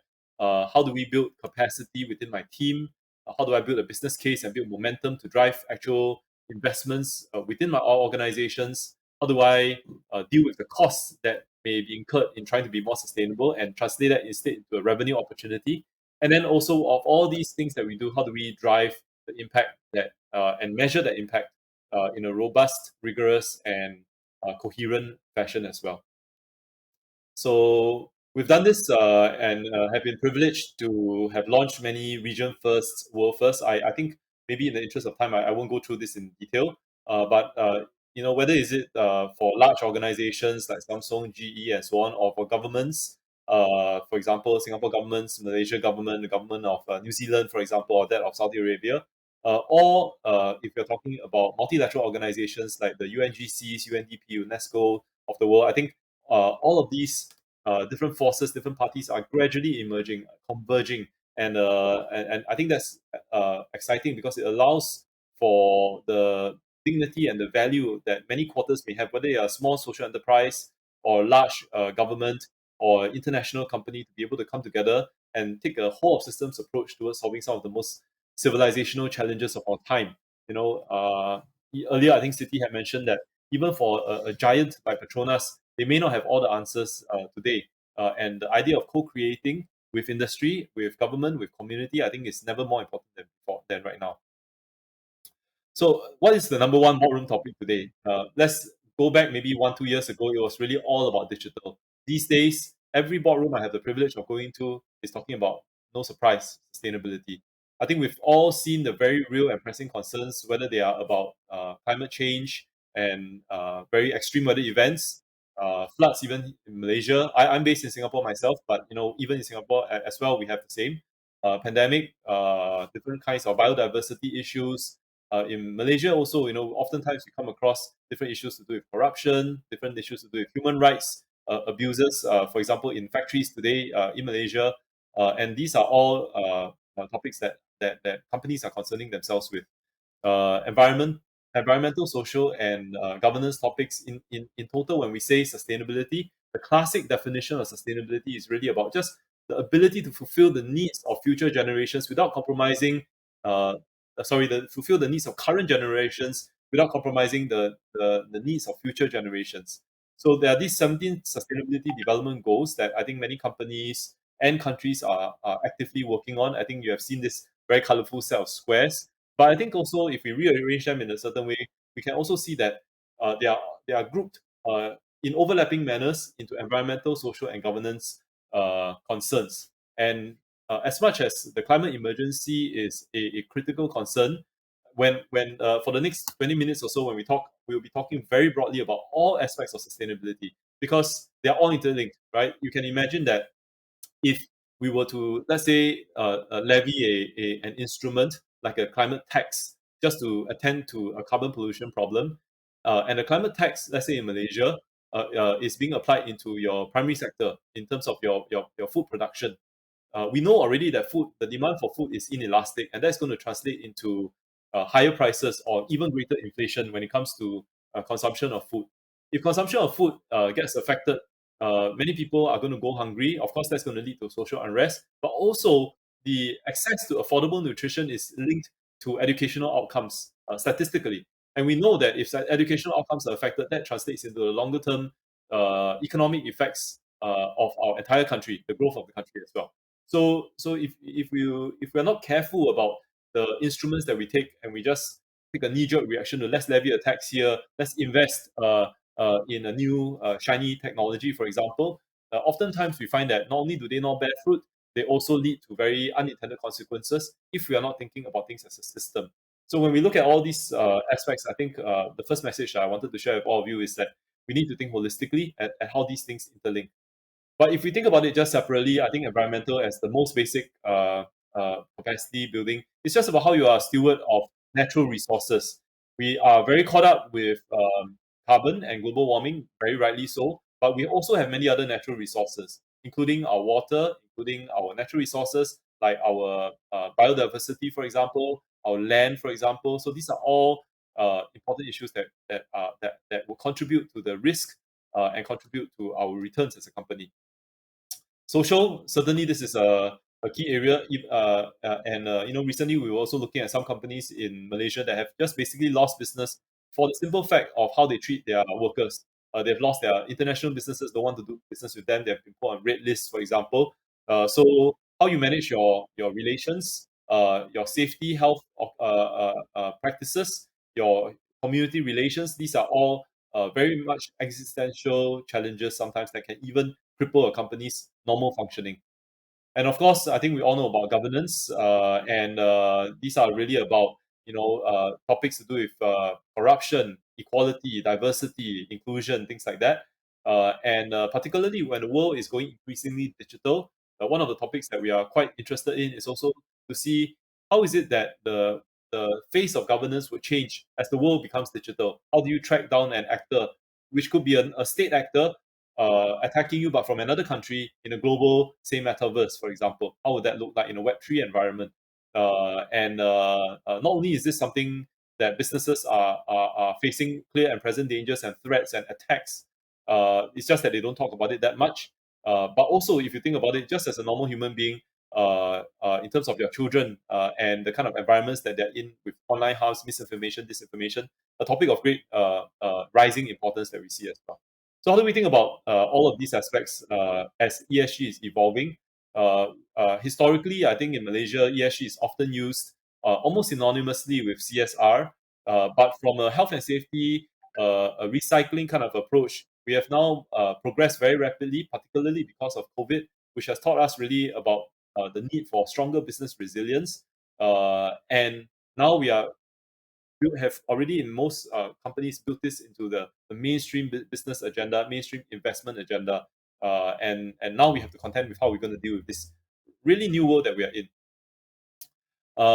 If you summarize the landscape for ESG, we've seen for some of these are global, but later we'll talk more in Malaysia, that consumers, I think, in the past, I remember talking to some of these global FMCG CEOs, and they will say that consumers may be willing to jump to your brand, but not willing to pay a premium. But in the last 3 years or so, we have many surveys that have shown that consumers are actually willing to pay a premium if your business is more sustainable, as for more sustainable alternatives. When it comes to regulatory reporting, I'll go into more detail later as well. There's increasing scope for reporting, whether is it from Bursa or is it from the stock exchange, for example, or your government regulator or various industry-specific regulators.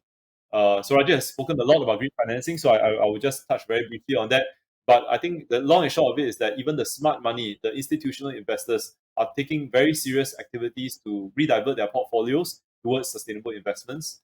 Now, all these macro changes are leading to large companies making big commitments to report on their sustainability practice. And when they report on what we call Scope 1, Scope 2, or Scope 3, for example, when it comes to carbon, Scope 3 carbon emissions are the carbon emissions of their entire value chain. And if they've made a global commitment to reduce and bring it down to net zero, you can bet that when you want to do business with a large company with a net zero commitment, they will start looking towards you to say, what are you doing to go net zero as well? So most of the emissions of a company actually come from the value chain, not from the institution, the company itself. So a lot of the challenges in our world today is really about large companies supporting or mandating their smaller counterparts in their value chain to become more sustainable. So even as SMEs, we have to be able to provide more sustainable products and services. Here's the Singapore stat. We'll look in a minute at Malaysia, but 60% of Singapore SMEs actually do want to become more sustainable. So you might be wondering what the scene is like in Malaysia, and we'll come to that shortly. Still across the region, we've seen that consumers are making changes to their lifestyle. They will lose the brand trust if they perceive that the company is actually more interested in just squeezing profits. And retail investors are already channeling their funds towards ESG priorities. So on the consumer side, that's interesting. We've seen also that, for example, this is a case study of a company, a listed company, that has, after putting in place several sustainability initiatives, taking on these different kinds of global standards reporting, improving on their talent and workforce, improving their investments and so on, they have dramatically outperformed their sector. So you might be thinking about the costs of ESG, and we some of us may still not be very familiar with all these global standards and terms. But the reality is, we are talking about basically running a robust supply chain, right, where your suppliers will not, for example, jack up the pricing in a supply shock situation, for example. We're talking about workers. They are more motivated. They believe in your company, and they are more willing to work hard for you. And you, as an SME, for example, you might be able to attract talent when before it's not as easy to attract the talent. You might even get get to pay not so much a price premium in order to attract them because you stand for a certain purpose, and that motivation of the employees translates into superior performance at work. And we're talking about new products and services you can bring to market. So it should not be really a surprise for us that sustainability is really just good business, right? Is actually in a way, I would almost say common sense, except now we have a different set of terms and frameworks to be able to work through it. We've seen that in the capital markets, I think Sarajit touched on this a little bit. Mutual funds and ETFs that are ESG linked are outperforming the S&P, and they last longer as well. We've seen that there are more and more investment opportunities that they're looking for. There are many global numbers, big numbers, right, of the market for green bonds, the market for ESG investments increasing, for example. We've seen the global regulators increasingly coming up with more and more regulations that I talked about, where more and more of the sustainability reporting is growing like 74%, targeting public listed companies. But you know what? Actually, even private sector companies are coming into it.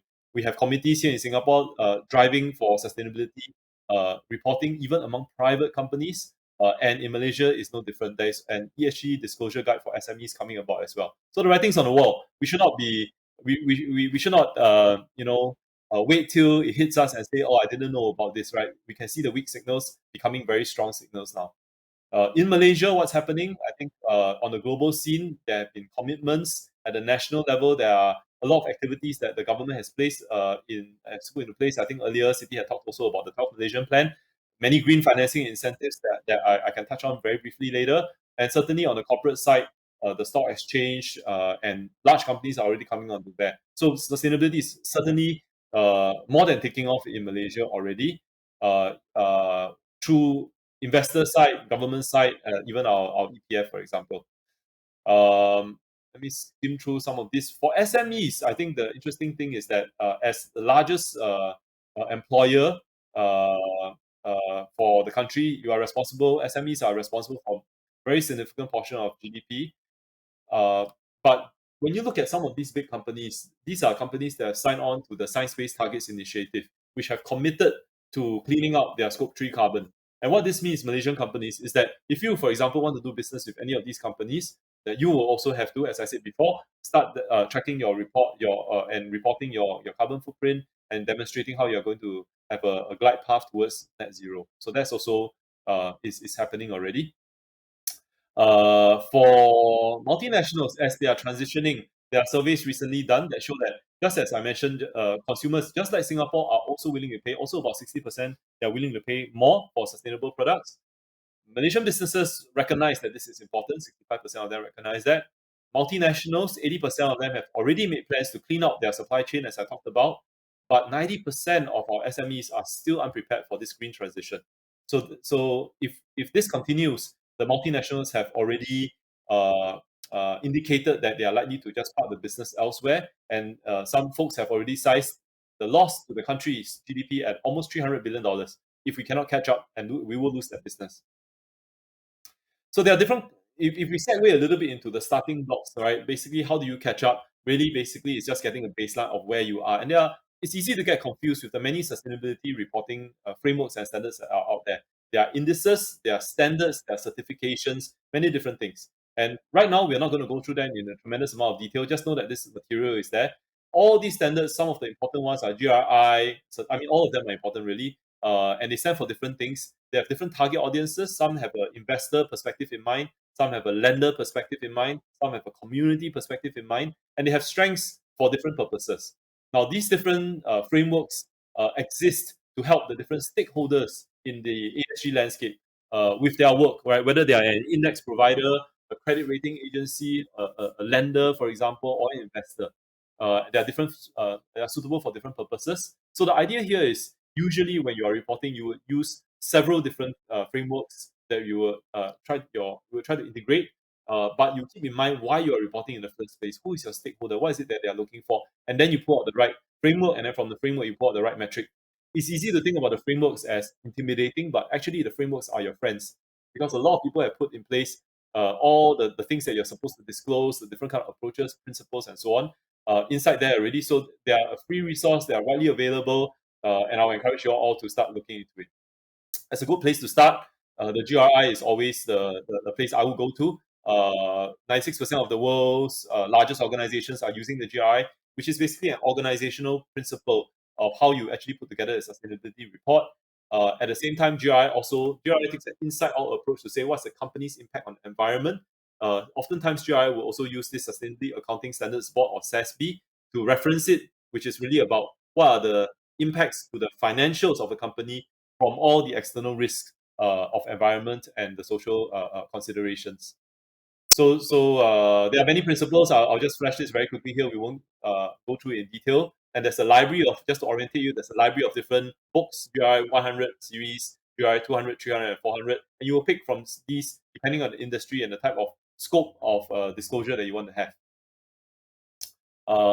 In Malaysia as well, we also have our Malaysian frameworks and standards. You see them below. Bursa has put out a few guidances, and you will see that the evolution of sustainable transformation.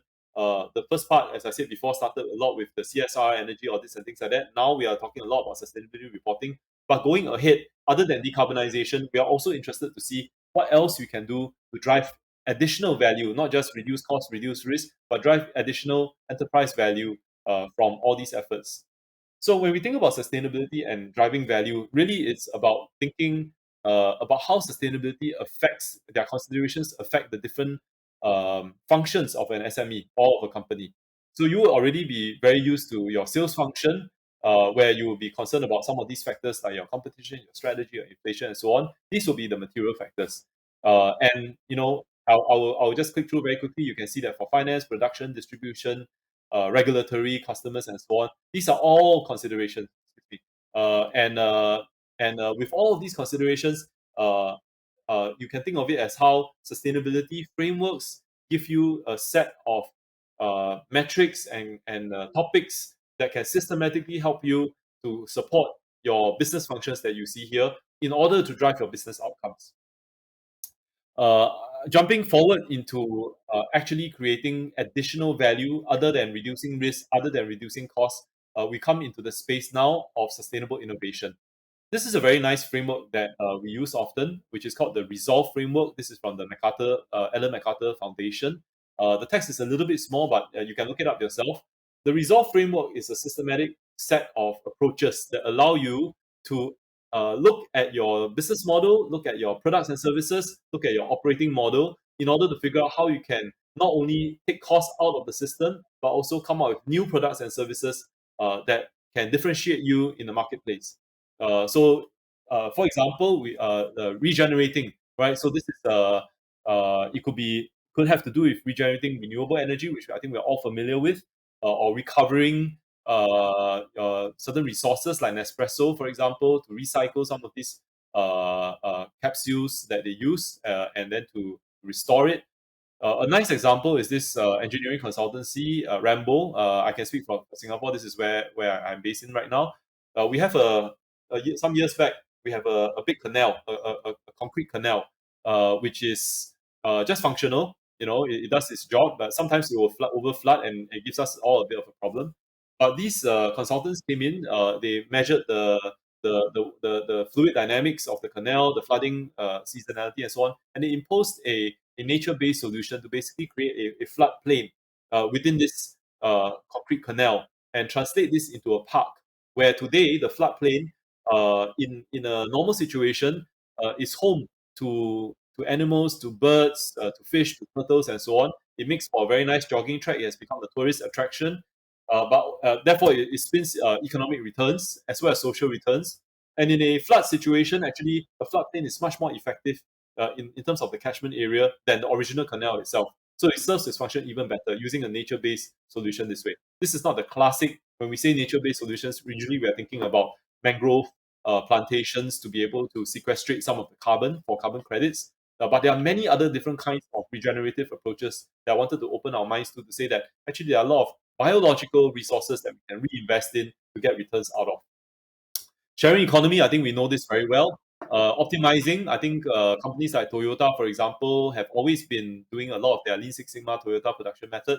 But also something interesting was that Pirelli, the tire company, realized that a lot of their old tires were ending up in the landfills, and they put in place a new product with sensors inside the tires that drove not only better performance from a driving standpoint, but also helped to reduce the landfill waste. And they were able to differentiate and command a price premium because of that. Apple, for example, under the closure of the loop, is now starting to look at remanufacturing when before they would not touch that. Now, if you go to some of their refurbished products, actually Apple itself is starting to embrace that and putting the Apple warranty behind it, so you get a Apple quality product refurbished with a guarantee, so high quality with a new case and things like that. But without wasting all the chips and all the energy required to produce that, and at a better price. Virtualizing, I think we are all familiar with this, but I think the last one is also this idea of exchanging new materials. So whether is it about exchanging the business model, for example, or the operating model. For example, now you might press a button and you get somebody to deliver food to you, and you virtualize things that way. Or it's about changing the materials. Adidas, for example, has swapped out using certain plastics, polyester, so that the shoes are being comprised of regenerative materials here. I won't go through this in detail, but other than the product, you also want to make sure that your entire business model is reconfigured. Oftentimes, we look at a product and we hope that will drive sustainability. Well, in our own experience, if you are looking at, let's say, putting in place various sustainable technologies like LED or renewable energy and things like that, you might be able to save from 10 to maybe at most 40% with AI. Sometimes usually about 20-30% of energy savings. But if you think about your entire cost, there's still a lot more that you need to do, and the break-even periods may not be strong because the technology may not be so readily available yet, right? And what we do instead is you look at changing the operating model as you're investing in the technologies. If you take an example for the built environment, you might put in place a CCTV with machine vision and some fancy gantries for security, for example, or IoT systems to sense the lifts. But actually, the cost savings in some of our own experiences happens where we are able to aggregate the job, cross-train different people, cross-deploy across different buildings from a facilities management standpoint, and maybe translate using a new kind of business model like an outcomes-based contract. And the savings for sustainability really come not only from the energy savings and for a longer life cycle of the asset, but actually from the manpower savings, and that is multitudes. It returns multitudes of what you have invested in, multiples, right? So I wanted to encourage you all to think of things more holistically as a business model as well. I think I won't go through this in detail since I think Surajit touched on quite a bit of it, except to say that there are many sources of green finance already available in Malaysia. They include incentives and grants from the government. Banks are coming into this as well. And I think the very interesting thing here is that I think Surajit touched very briefly, so I expand on this a little bit on blended capital, where if we see a lot of interesting examples where foundation monies come in. It's just like in the past, we have corporate finance, a blend of debt and equity. Today, we have grant, debt, and equity, and we have impact investors that expect a different kind of return. We have institutional investors, we have angel funding, people doing convertibles and guarantees. We have multilateral agencies coming in any kind of project that is sustainable. Yeah, these days, when we talk to our friends at the World Bank and IFC and the multilateral organizations, whatever project they touch has to be sustainable. So with government matching, with foundation monies, actually you are able to expand the kind of capital that is available. You're able to reduce the risk return, and you're able to get a better return net.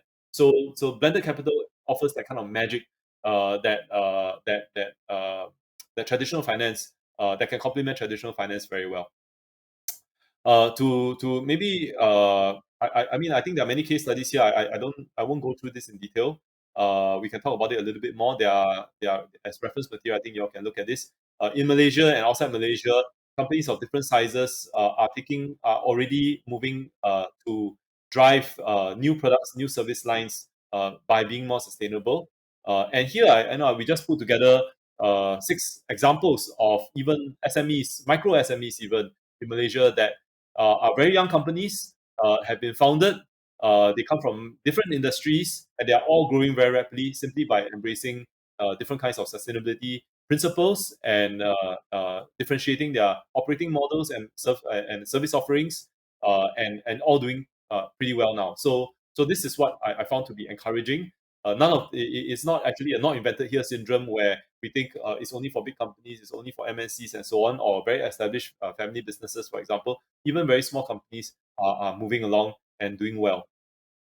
To close off, sustainability really is about competitive advantage. In the past we call it competitive advantage. I want to maybe introduce the term for sustainable advantage. It happens because we align our businesses to reduce the risk from best-in-class operations.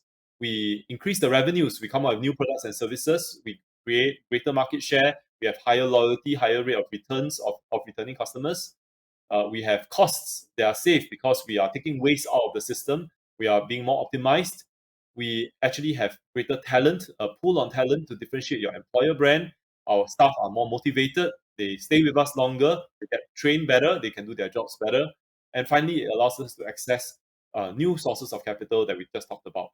So this space of what we call sustainable advantage, exactly as I think Surajit has said, it's really about the economics. It's really about good business. And if as a message I love to leave for all of you, is really that you start somewhere, you build capacity, and you start measuring things, but really it's for everybody. It's for SMEs, it's for micro SMEs, and there's a light at the end of the rainbow. It's not about making just big investments, but really about identifying new sources of growth and advantage. With that, let me close and we can chat a little bit more in the panel. Thank you. Thank you so much for that, Calvin. It was a really speedy sharing.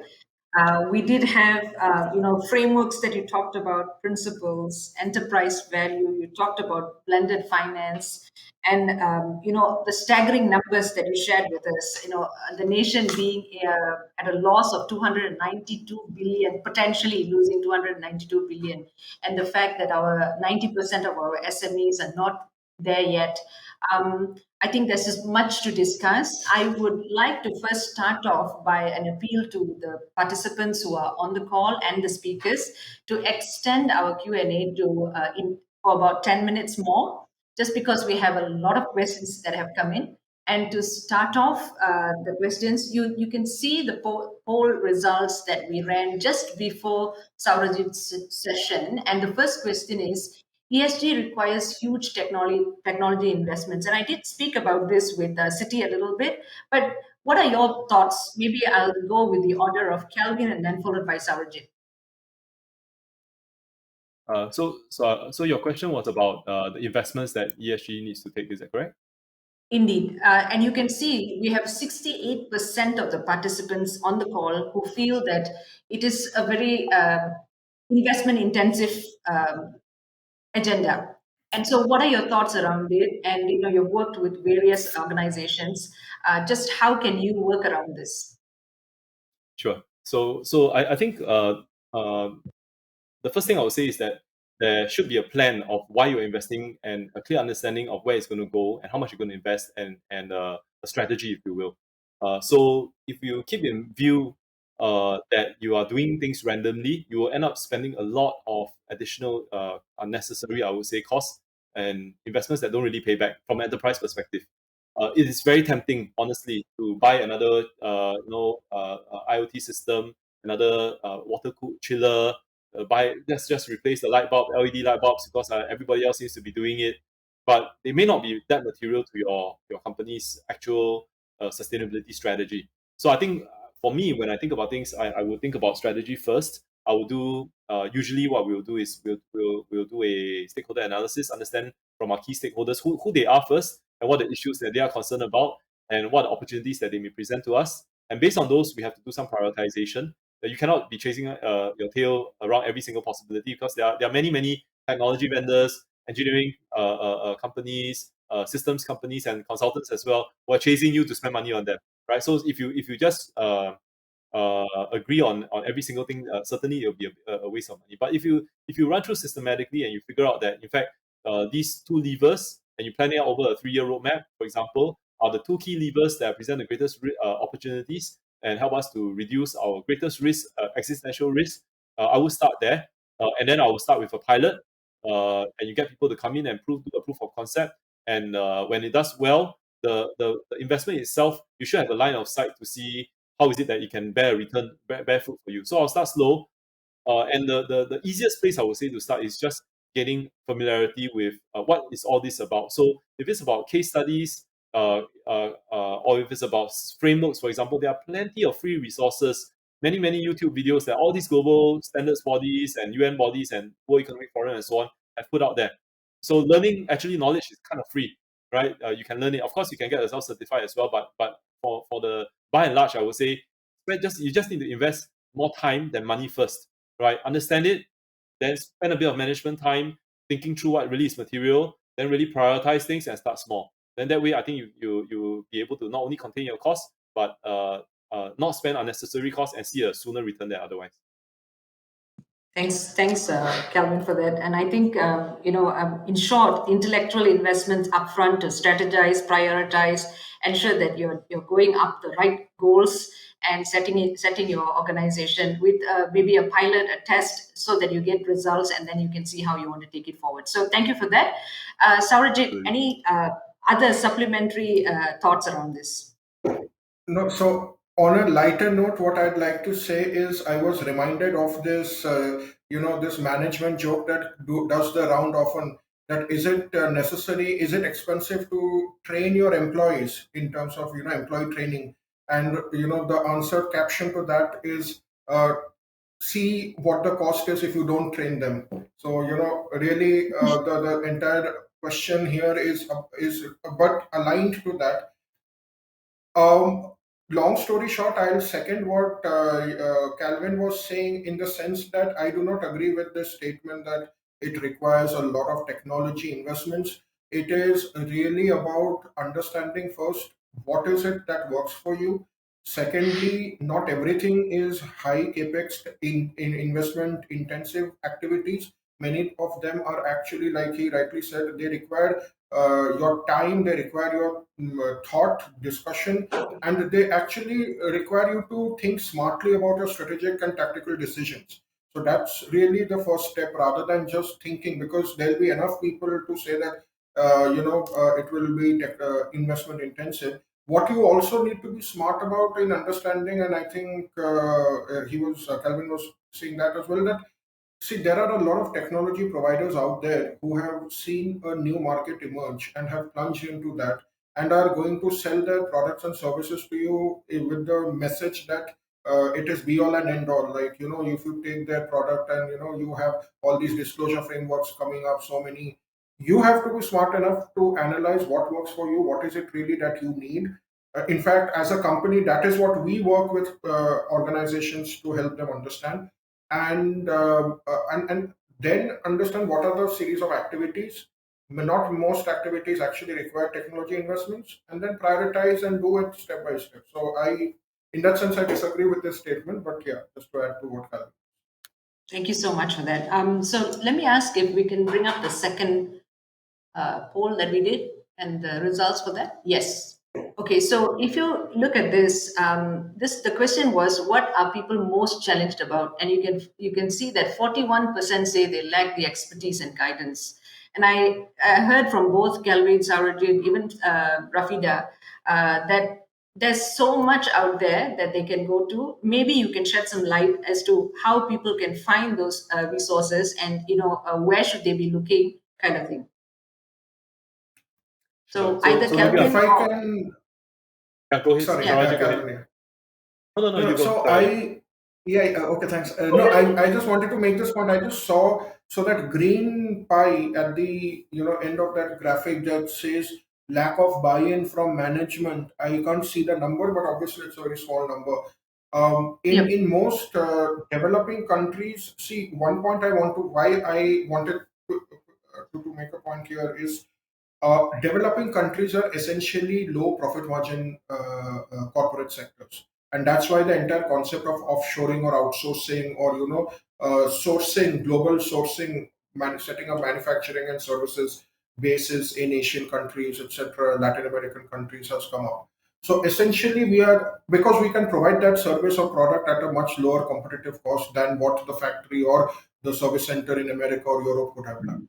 Now, that being said, the flip side of it, so while it earns business for us, which is good, the flip side of it is that the room for looking at new areas and which perceptive, like in your previous question, there is this perception that it is going to be requiring a lot of investments. Often there is that hesitancy and resistance. Now, I go back in India 10 years back. I was working in the financial sector where we started the digital business strategy completely from scratch. And you would be surprised that India is a country where, in fact, the contactless banking and banking on the phone has picked up leaps and bounds. But it was also a country where the financial sector was completely averse or resistant to bring in digital technology in financial sector at the very beginning. So that is because there was no buy-in from the top, because the board of directors, the C-level people have grown up in a certain ecosystem, and for them to move in line with the innovations that the millennial customers are demanding, there was often that cultural gap. And hence, I think that this buy-in from the top in countries like ours is actually a very big challenge than what this current poll estimates. And for companies who are listening in this session, they should take note that getting that buy-in from the top is really something that they need to prioritize when accelerating sustainability in their organizations. Thanks for that, Sarojit. So going back to now, Calvin, on the Sure. big blue part, yeah.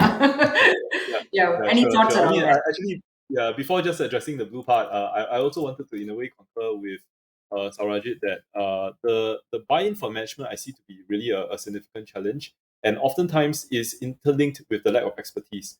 It is because we don't know how to present the business case that the management is not bought in.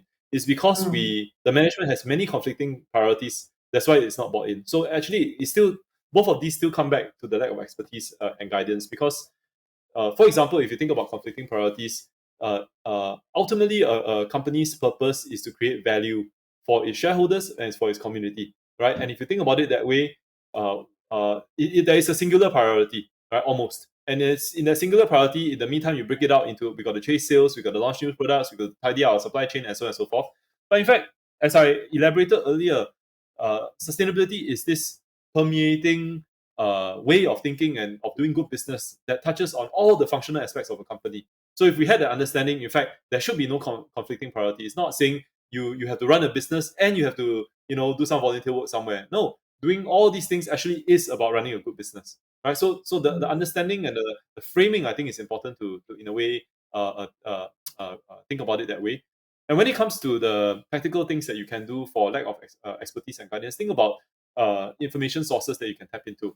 Like I mentioned, one very easy one, natural one is the internet, right? So go to YouTube, go to look up global organizations like the CDP, for example. Go and look up how do I calculate Scope 3 emissions, for example, and you have all the libraries there. Register yourself on various courses like TCFD, for example. Lots of good videos there as well. So there are a lot of guidance materials. UN has pushed out a lot of very helpful materials. So first thing is about that. But as I said before, you got to, of course, spend some time in reading it. These organizations, many of them also have training arms that can certify you, can send you for a course. Sign up for MIM's courses on sustainability. There are many of them that are available here. Look up other non-profit organizations like the UNGC in Malaysia, for example. They are also our friends. They also do not only training courses, but also they gather people together so that they can learn side by side. In many of the industry associations that we are seeing, they also set up little sustainability committees and chapters where companies within the same industry, for example, we are all precision manufacturing guys, or we are all technology folks, we're all coming together to think about all the sustainability issues in technology, for example. So I think the idea is get involved, and there are also many other institutes of higher learning, private sector trainers that are offering lots of courses. And of course, you can go to consultants as well who can handhold you along the way if you don't want to do a lot of the heavy lifting yourself. But I think that I would really say that just as there are really not that much a lack of funds, it's just about knowing how to access the funds. So too is it for knowledge. There's abundance of knowledge. It's just not evenly distributed. Thank you so much for that. Actually, thank you for sharing the resources. But what really stood out for me is, how that lack of expertise ties into lack of buy-in from management, and how important it is in driving the agenda for ESG, and also looking at ESG as not something that is outside of how you can grow your business. I think very key points. Now we're going to move on to questions that have come from the audience. I'm going to start off with Dr. Loganathan's question. And here's his question. Although the duty should not only be shouldered by the government, but by the private sector too, to what extent the government is making rightful decisions in relation to environment and exercising its enforcement powers? And this can be a regional, your regional experience or your experience even with Malaysia. So your thoughts? Sure.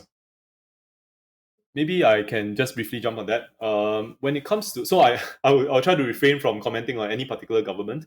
But if we think about the role of the government and what it can do, I think the clarity of commitment to a national target reduction, I think is very important. There are countries, of course, geopolitics gets in the way, and sometimes countries say it's not fair because I'm just a developing country. You guys have already profited for many years and so on, right?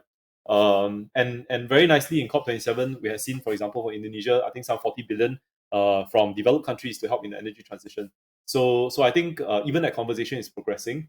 But as a government, I think the first step is to have a very clear signal that this is where we are going to go towards. And then that way, there is a certainty of policy and certainty of direction that companies within the the country can look for, so they know they're not overshooting and so on.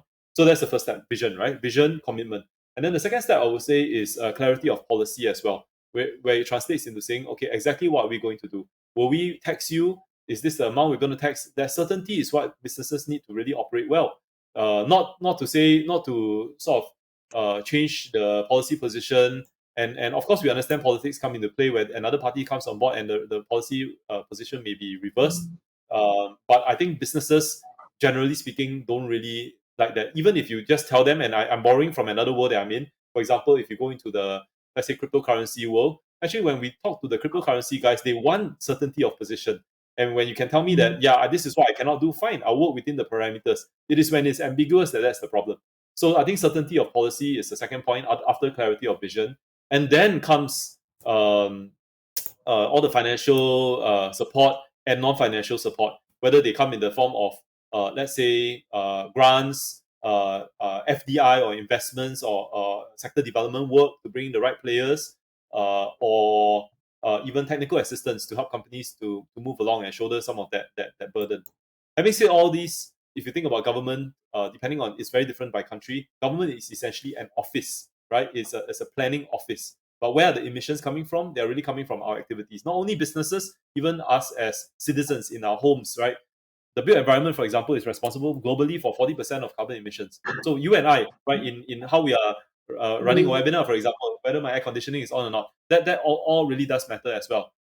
So I would say it's an all hands approach, and certainly government has a role to play. I don't really have a view that the government should heavily subsidize this, although it is a burden. But I think collectively the whole industry and the whole economy has to bear that burden.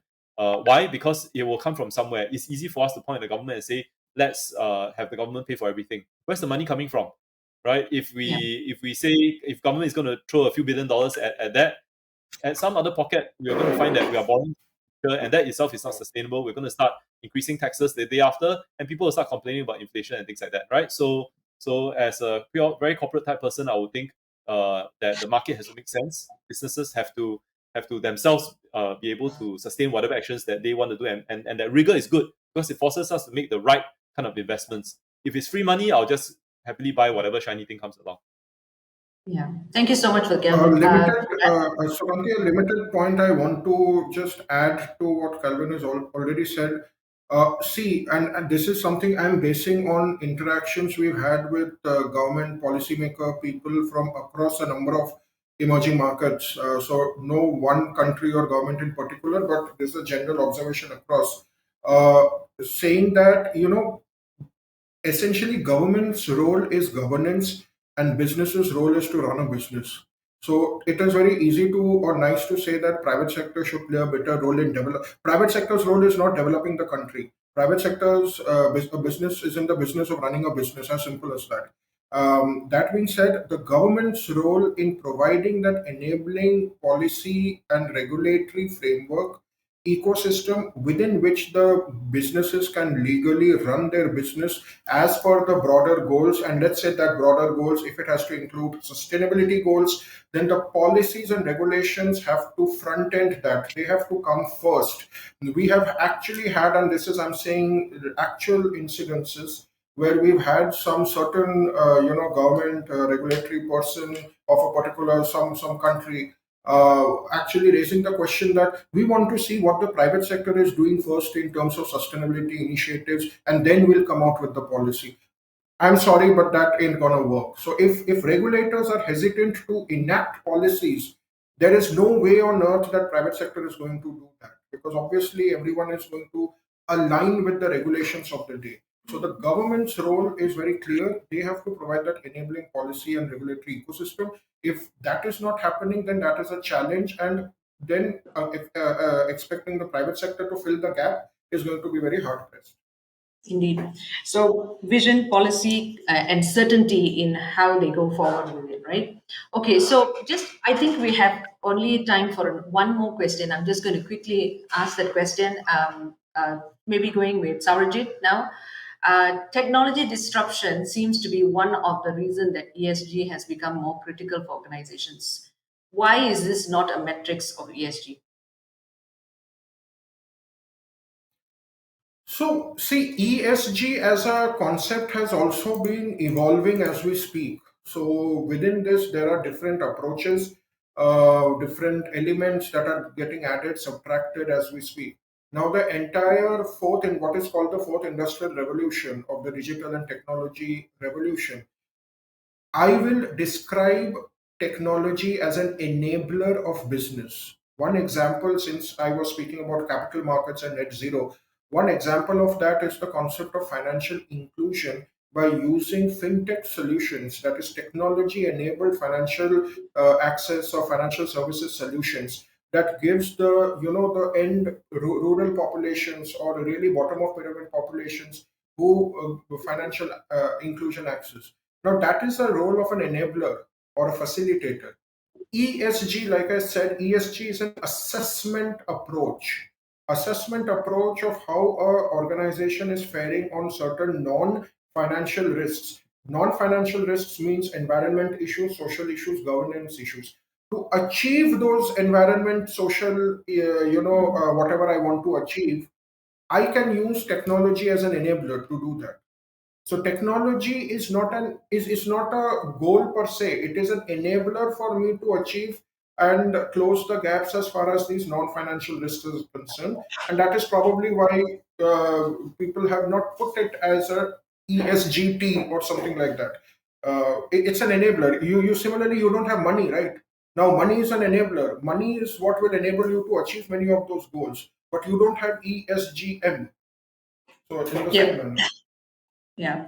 All right. Thank you so much for that. I'm going to have to end the panel session really because we are up against the 4:25 mark.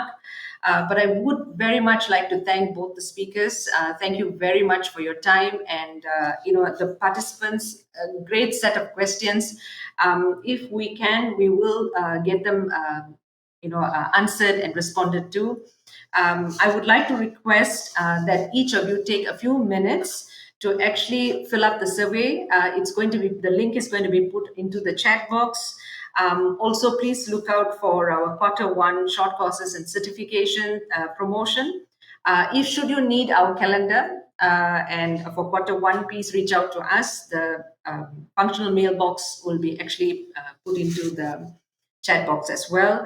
I'd really like to, again, thank you for your time and your interest, and also a big thank you to our sponsors, Conrad Adner and Stiftung.